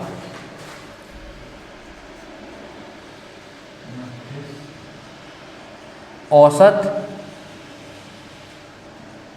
घनत्व, हमारी पृथ्वी का औसत घनत्व, ये सारे डिजिट उतार लें। औसत घनत्व कितना है? 5.5 ग्राम, और यहाँ पे लगा देते हैं सेंटीमीटर। देखो ये बताऊँ मैं तुम्हें क्या क्या है ये। मान लीजिए हमने कोई बाल्टी ली, बाल्टी के अंदर हमने पत्थर डाले, ठीक है, और एक दूसरी बाल्टी ली, उस दूसरी बाल्टी में मैंने रेता डाला, पत्थर डाले और एक बाल्टी में रेता डाला, तो कौन सी बाल्टी भारी होगी? एक बाल्टी में पत्थर डाले, एक बाल्टी में हाँ, रेत डाला। एक बाल्टी में मैंने ऐसे ऐसे पत्थर डाले, इतने बड़े बड़े, ठीक है। रेत वाली भारी होगी या ईंट वाली भारी होगी? है कितने कितने किलो? दोनों एक साइज की हैं। हाँ, तो दोनों बराबर होगी। दोनों बराबर होंगी, बताओ। देखो,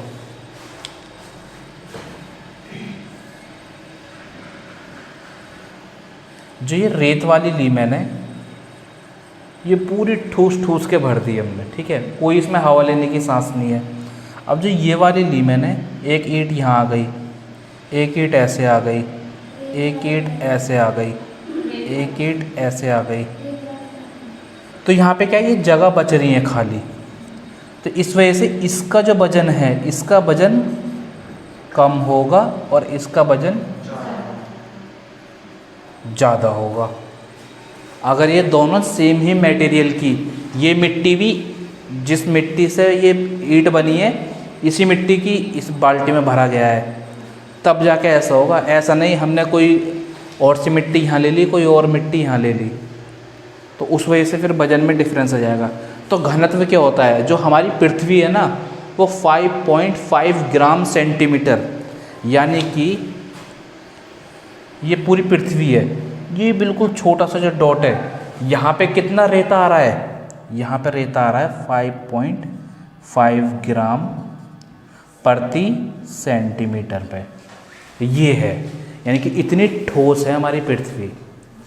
तो लिख लो आप, पृथ्वी का घनत्व, औसत घनत्व कितना है, 5.5 ग्राम सेंटीमीटर। लिख लिया?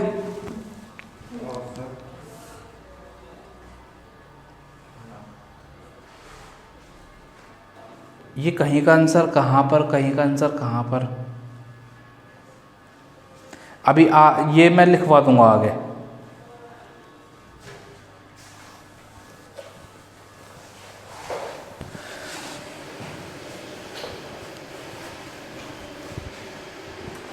नेक्स्ट क्वेश्चन है हमारा, पृथ्वी गति करती है पश्चिम से पूरब की तरफ। पश्चिम किधर है, बताओ? ये है हमारा पूरब और ये है हमारा पश्चिम। तो पृथ्वी कहाँ से कहाँ तक घूमती है, पश्चिम से पूरब, पश्चिम से इस तरीके से घूमती है पृथ्वी, ठीक है, यानी कि इस तरीके से। और नेक्स्ट क्वेश्चन है, लिख लो, ये लिख लो आप, क्वेश्चन लिख लिया, लिखते रहो, और नहीं तो मैं तुम्हें उस पर तो सेंड करूँगा ही करूँगा ग्रुप में तुम्हारे, ठीक है। नेक्स्ट क्वेश्चन है,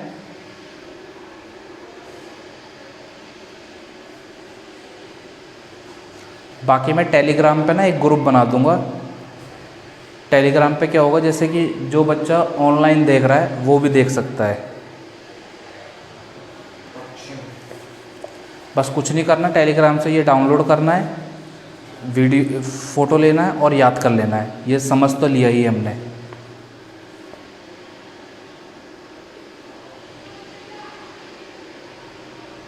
अभी आपको पता है 2 देशों का युद्ध चल रहा है,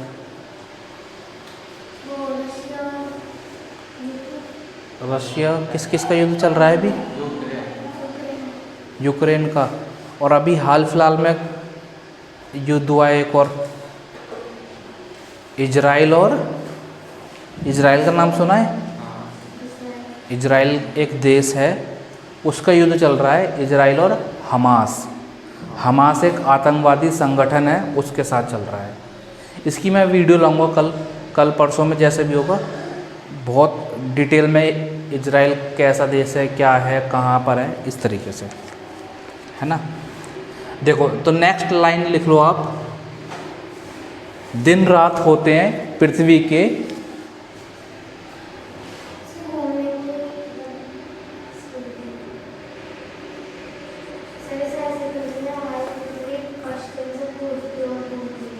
हाँ, पृथ्वी के दिन रात होते हैं घूर्णन के कारण, यानी कि घूमने के कारण। और घूमती कैसे है? पश्चिम से पूर्व।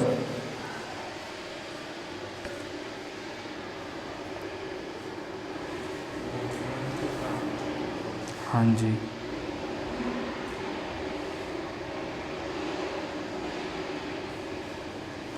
नेक्स्ट लिखो, ऋतु परिवर्तन होते हैं।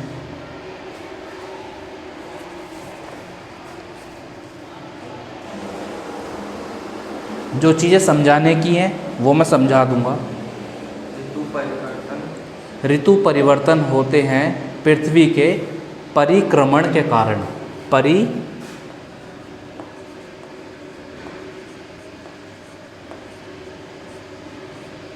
परिक्रमण के कारण। जो कठिन कठिन वर्ड है वो मैं लिख दे रहा हूँ।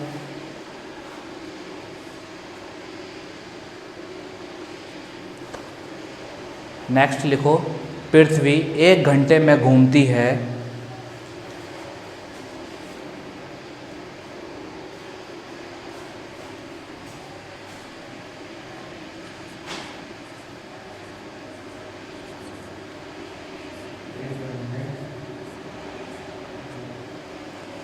पंद्रह डिग्री देशांतर। देखो जो ये है ना गोला, इसे बोलते हैं हम डिग्री। 15 डिग्री देशांतर। देखो अब 15 डिग्री देशांतर क्या है? देखो जो हमारी पृथ्वी है ये है देशांतर रेखाएं।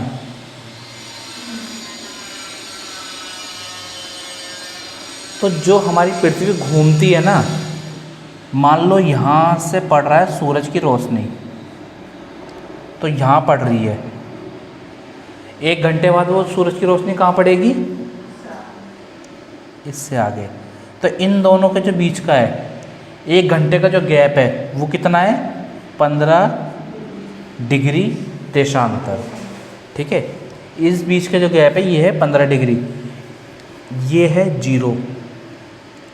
फिर यहाँ पे 5, 10, 15, ऐसे मान लो 30 आ गया।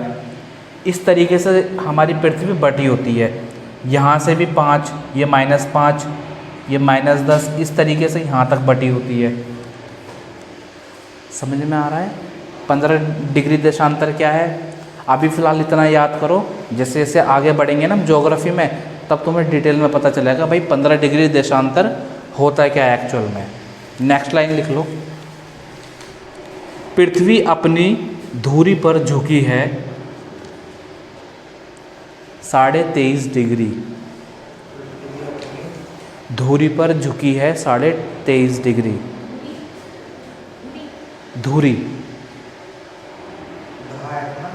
धा से धनुष, इस तरीके से धुरी पर झुकी है 23.5 डिग्री। ये रहा ऊपर।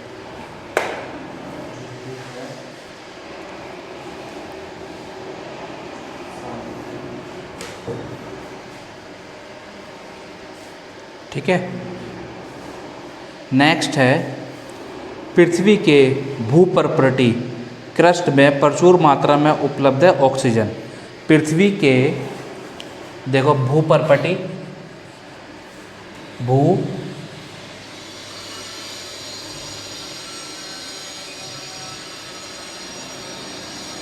पृथ्वी के भूपर्पटी में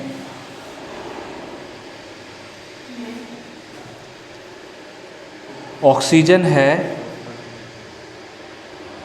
प्रचुर, या लिख लो अधिक मात्रा में,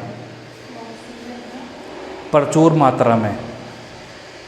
जो ऑक्सीजन है, ऑक्सीजन पे टिक मार के लिख लो 46%। भूपर्पटी में ऑक्सीजन है 46%। इंग्लिश में लिखेंगे इसे 46% ये ऑक्सीजन।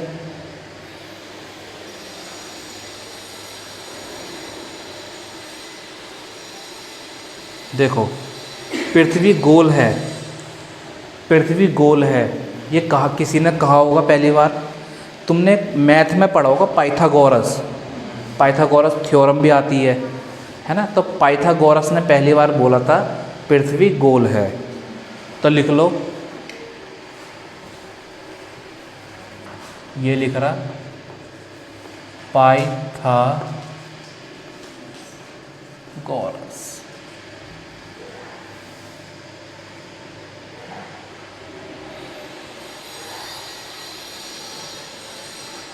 पाइथागोरस ने बोला था पृथ्वी गोल है पहली बार, लेकिन पृथ्वी गोल नहीं है।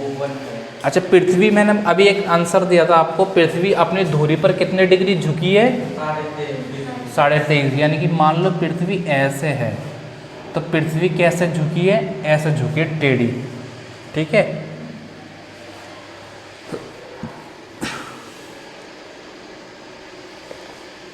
नेक्स्ट लिखो, पृथ्वी की सतह के नीचे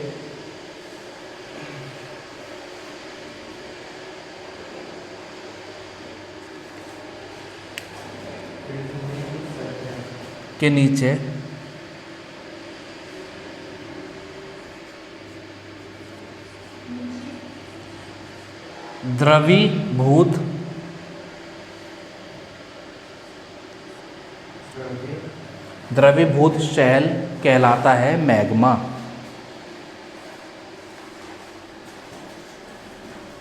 ज्वालामुखी से कुछ निकलता है? लावा। लावा को इंग्लिश में क्या बोलते हैं? मैग्मा। मैग्मा बोलते हैं। तो जो हमारी पृथ्वी है ना, पृथ्वी इस तरीके की है। देखो, यहाँ जो होता है ये पूरा लावा होता है, और किन्हीं किन्हीं बुक में बता रखा है यहाँ पे बिल्कुल ठोस होता है। तो यहाँ पे इसे क्या बोलते हैं? इसे बोलते हैं क्रस्ट।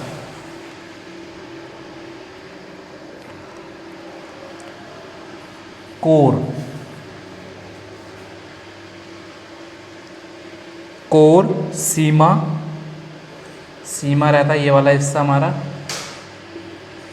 और इससे ऊपर जहाँ पर हम रहते हैं। हाँ, बना लो।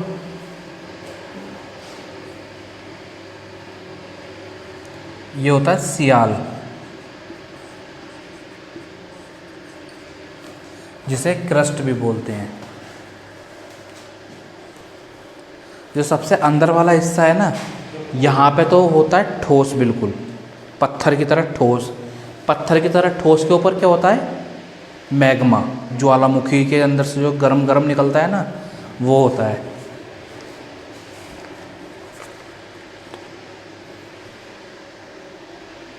नेक्स्ट लाइन लिखो, पृथ्वी तथा सूर्य के मध्य अधिकतम दूरी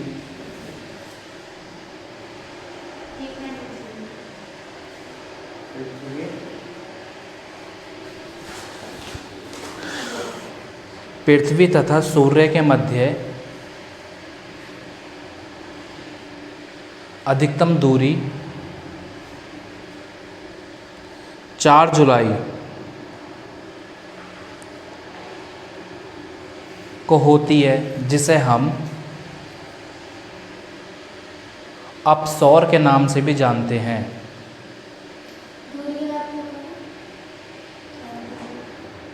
अधिकतम दूरी 4 जुलाई को होती है, जिसको हम अपसौर भी कहते हैं। या खाली ब्रैकेट में अपसौर लिख लो, इससे तुम्हें याद रहेगा, इसे अपसौर भी कहते हैं।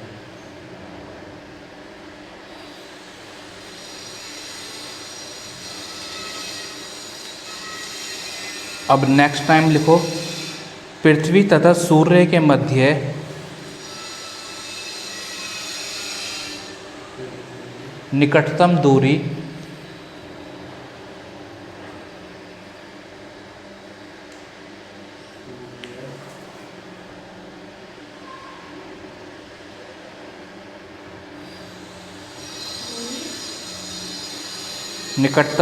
हो 3 जनवरी को होती है, जिसे उपसौर कहते हैं। देखो, ये वाला उपसौर,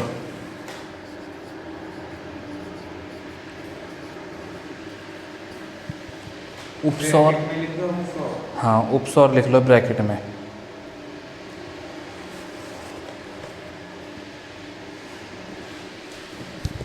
ठीक है।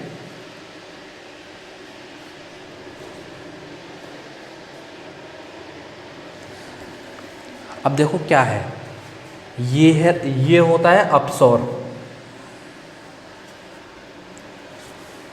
निकटतम दूरी, यानी कि यहाँ पे क्या है हमारा सूरज है, सबसे कम जो होती है पृथ्वी तथा सूर्य के मध्य है अधिकतम दूरी और निकटतम दूरी। ये तो हो गई सबसे नज़दीक वाली। ये कब होती है नज़दीक, कौन सी तारीख है, 4 जुलाई, 3 जनवरी, हाँ निकटतम। ठीक है। और सबसे अधिक दूरी 4 जुलाई। देखो जिस दिन सूरज पृथ्वी के पास है उस दिन गर्मी ज़्यादा पड़ेगी। जनवरी में ठंड होती है, लेकिन यहाँ पर ठंड होती है भारत में, लेकिन जो और देश की कंट्रियाँ हैं वहाँ पर गर्मियाँ होती हैं, है ना। और जिस दिन यहाँ से दूर है ये कब है, 4 जुलाई। तो यहाँ पे क्या होगी, ठंड कम होगी। अब देखो इन दोनों के बीच में, यानी कि यहाँ से लेकर यहाँ तक, इस कहीं ना कहीं तो एक लाइन आ रही होगी जो इन दोनों को बांट रही होगी। तो वो लाइन को क्या कहते हैं हम, एपसाइड। देखो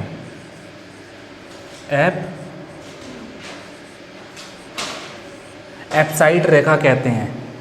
नेक्स्ट लाइन में लिख लो अपसौर।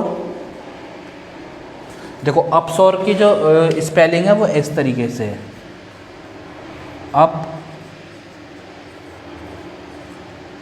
अपसौर और उपसौर के बीच की रेखा को एपसाइड रेखा कहते हैं। अपसौर और उपसौर के बीच की रेखा को एपसाइड रेखा कहते हैं।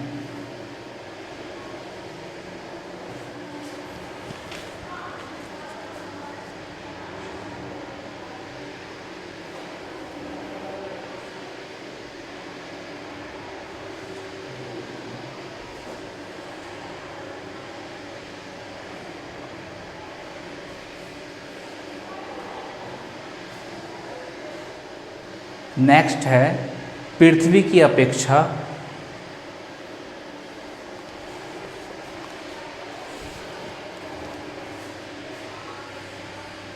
इसे रफ कर देता हूँ मैं।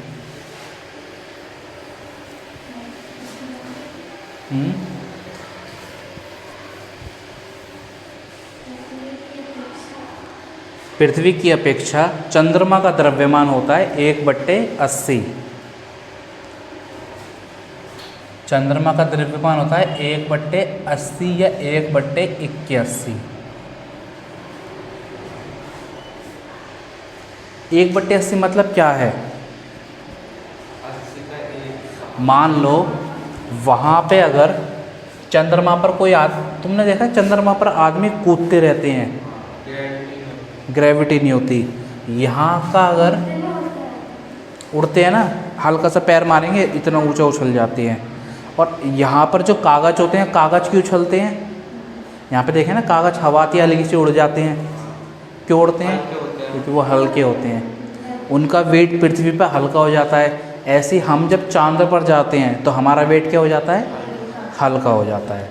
अगर कोई आदमी 80 किलो का यहाँ से गया है चांद पर, तो वो कितने किलो का हो जाएगा, 10 किलो का हो जाएगा।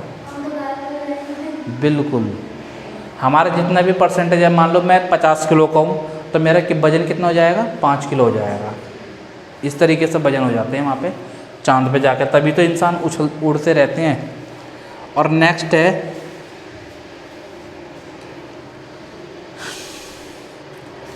पृथ्वी का सबसे बड़ा हिमखंड। हिमखंड मतलब, हाँ जी, देखो मैं समझाता चल रहा हूँ आपको, अगर समझ में ना आए बता देना। जो जो चीज़ तुम्हें लिखनी है वो लिख लो, वैसे तो मैं दूंगा ही तुम्हें, फ़ोटो तो भेज दूंगा। देखो पृथ्वी का सबसे बड़ा हिमखंड कौन सा है? आर्कटिक महासागर। अब आर्कटिक महासागर कहाँ पर है? यहाँ पे फैला हुआ है और यहाँ पे फैला हुआ है। मैंने कल भी बताया था ये पूरा कैसा है? बर्फ़ से ढका हुआ है। तो विश्व का सबसे बड़ा हिमखंड कौन सा है? आर्कटिक महासागर। नेक्स्ट है हमारा, पृथ्वी की आंतरिक संरचना बनी है सियाल, सीमा और क्रोण से। अभी मैंने एक फिगर बनाया था ना पृथ्वी की, इधर देख लेते हैं। पृथ्वी की जो अंदर वाला है वो क्या है? क्रोण। फिर इसके ऊपर वाला कौन सा है? सीमा। इससे ऊपर वाला कौन सा है? सीमा, एक मिनट, सियाल।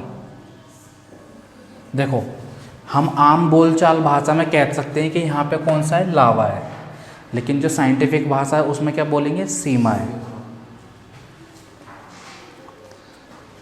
अब जो नेक्स्ट है, पृथ्वी के भीतर भीतरी परत क्रोण यानी कि नीफे।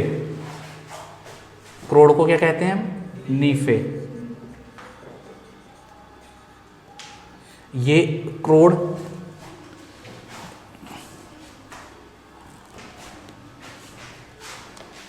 ये इनका नाम सियाल, सीमा, नीफे क्यों रख रखा है हमने? देखो सियाल को हम वर्ड तोड़ेंगे ना, वर्ड संधि विच्छेद करेंगे, तो संधि विच्छेद करने के बाद सी से निकलेगा हमारा सिलिकॉन और एल्युमिनियम, यानी कि ये वाली इस पर सबसे ज़्यादा क्या माप पाया जाता है? सिलिकॉन और एल्युमिनियम। सीमा, सीमा से क्या होगा? सीमा से है शायद मैग्नीशियम, एम से तो मैग्नीशियम है, क्रोड से निकिल और फारेंड ऑक्साइड ये पाया जाता है। और क्रोड बना है, हाँ आ गया ना क्रोड। क्रोड किससे बना है? लोहे प्लस निकिल से।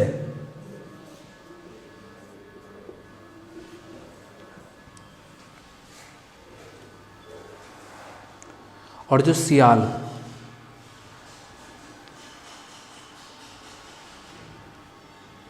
सियाल बना है हमारा सिलिकॉन और एल्युमिनियम से। लिख लो ये वाली लाइन, सियाल बना है सिलिकॉन और एल्युमिनियम से।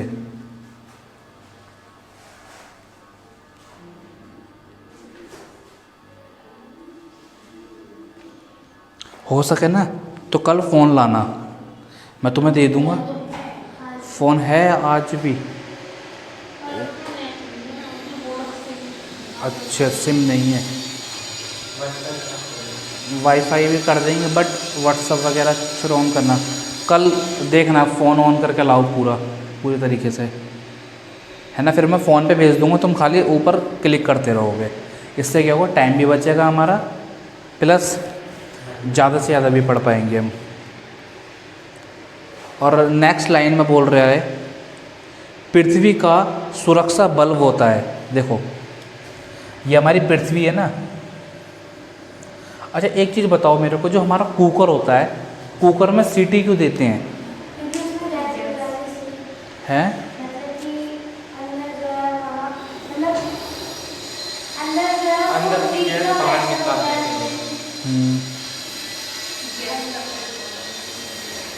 अगर मान लो सीटी ना हो और गैस बन रही है, सब्जी उबल रही है, एक टाइम बाद क्या होगा? वो फट जाए। तो सीटी किस लिए देते हैं? जिससे एक मिनिमम टेम्परेचर बने, सीटी उठे ऊपर और गैस निकल जाए, इसलिए तो यही तो काम होता है मेन। तो ऐसे हमारी पृथ्वी में जो होती है ज्वालामुखी, वो सीटी का काम करती हैं। पृथ्वी के अंदर मैग्मा भर गया खूब सारा। अब इनसे क्या होगा, एक टाइम बाद निकल जाएगा, तभी तो कहते हैं ज्वालामुखी विस्फोट हो गया, इस तरीके के होते हैं। तो यही है दे रखा है इसमें, पृथ्वी का सुरक्षा बल्ब। सुरक्षा बल्ब कौन होता है? ज्वालामुखी होती है पृथ्वी का सुरक्षा बल्ब। और नेक्स्ट में पृथ्वी के बाह्य भित्ति का, ये रहने दो। और नेक्स्ट है पृथ्वी का सबसे लंबा दिन। हाँ, पृथ्वी का सबसे लंबा दिन कौन सा होता है? अभी तो हमने क्या पढ़ा था यहाँ पे, अरे वो तो रफ कर दिया हमने। पृथ्वी का सबसे लंबा दिन 21 जून और 22 दिसंबर होता है। देखो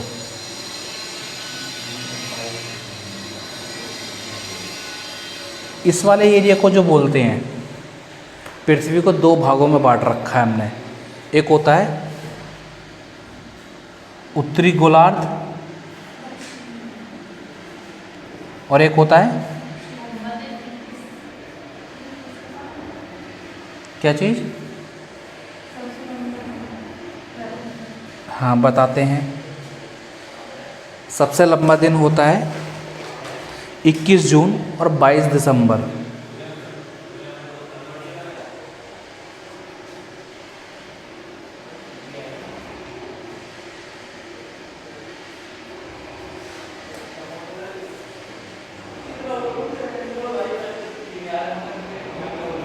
देखो जो 21 जून है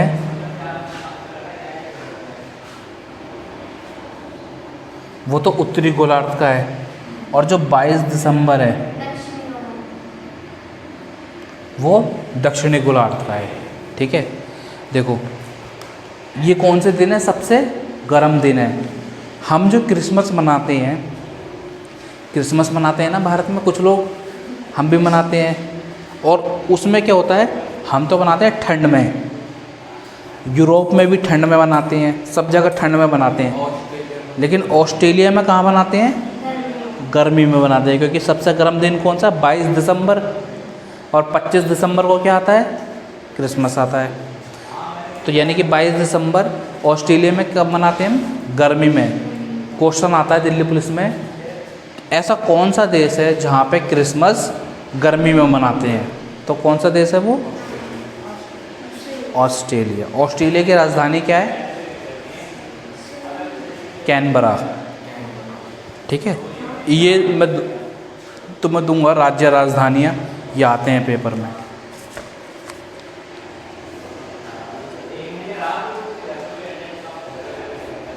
देखो कुछ दिन ऐसे भी होते हैं जिस दिन ना बराबर होते हैं, यानी कि जैसे कि इसमें दे रखा है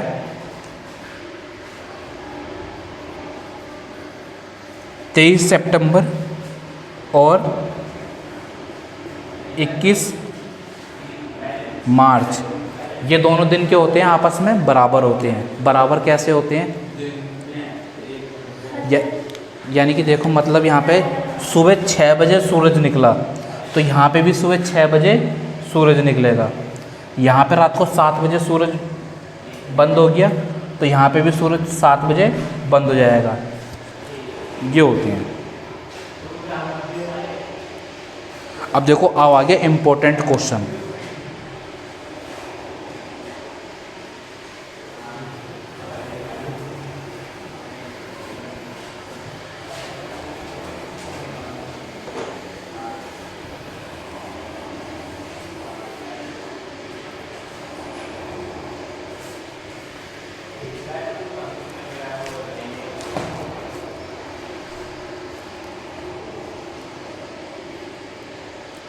ये हिल रही है। देखो सूर्य ग्रहण होता है, चंद्र ग्रहण भी होता है, ये क्यों होते हैं? क्योंकि वो जो मतलब सूर्य है, उसके आगे चांद के आगे वो कुछ आ जाता है। कुछ आ जाता है, क्या आ जाता है? अब वही पढ़ेंगे, कौन चंद्र ग्रहण में सूरज चांद के आगे आता है, ये सूर्य ग्रहण में पृथ्वी चांद के आगे आ जाती है। अब यही चीज़ जानेंगे हम। चांद पृथ्वी के आगे आ जाता है। देखो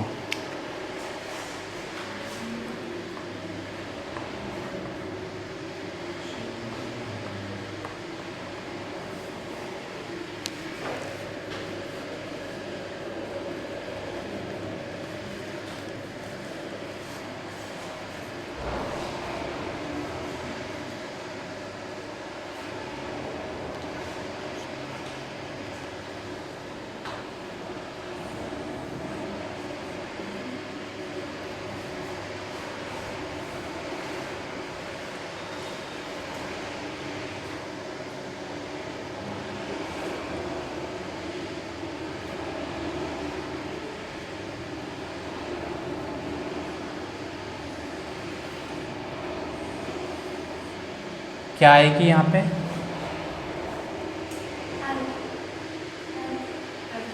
देखो 1 मिनट, आइए बताता हूँ।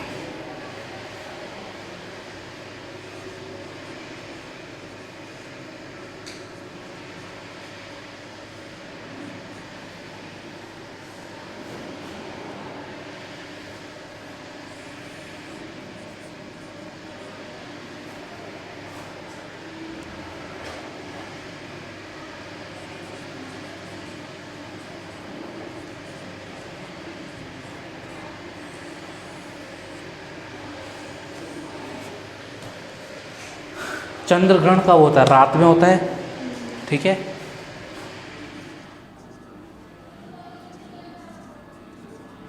अब सोचो रात का समय है, ठीक है। हम यहाँ से देख रहे हैं किसे? चंद्रमा को। तो सन और चांद के बीच में क्या आ जाता है? पृथ्वी आ जाती है। तो इस वजह से चांद दिखता है हमें रात में चमकता हुआ, ऐसा लगता है जैसे कि और सन की रोशनी पड़ती है हम। और ये आ गया सूर्य ग्रहण। सूर्य ग्रहण में सन और पृथ्वी के बीच में क्या आ जाता है? चांद आ जाता है। और यहाँ पे क्या आ जाती है? अर्थ आ जाती है।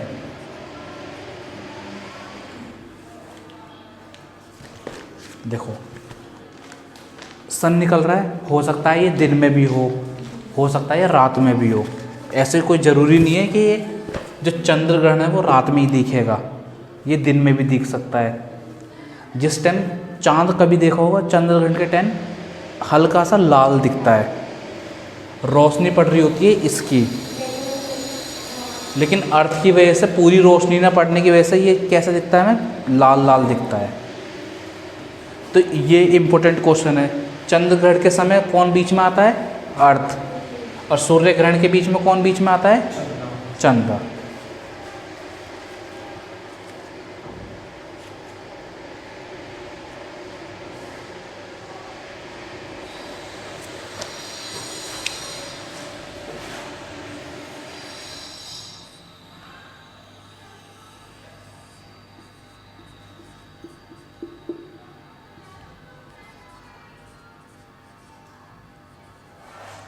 पृथ्वी से, नेक्स्ट लाइन में लिख लो, पृथ्वी से चंद्रमा का हमें 57% भाग दिखता है।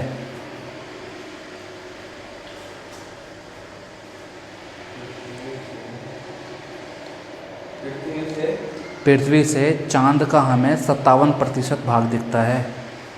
टाइम कितना हो गया? 12 बज गए। कोई हाँ,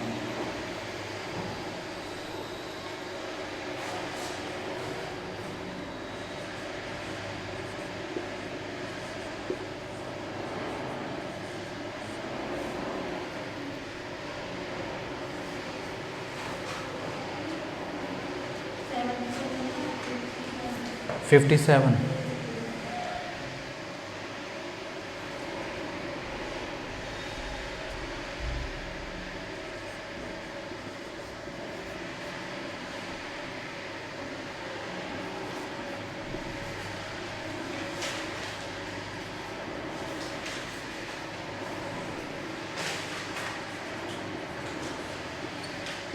दिख भी रहा है ये।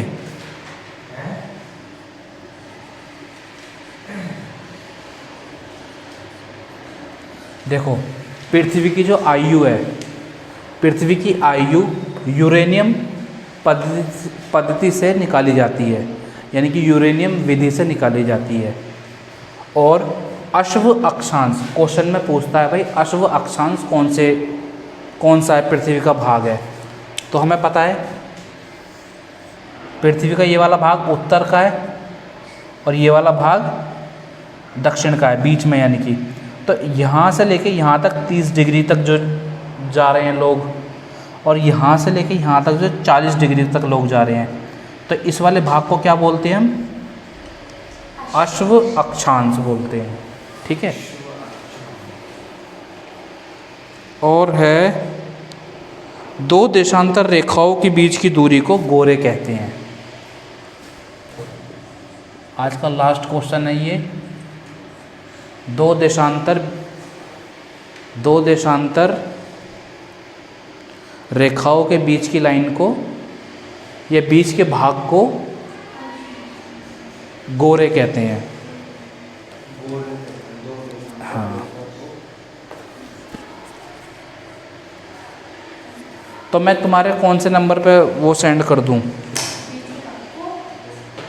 गोरे कहते हैं, गोरे।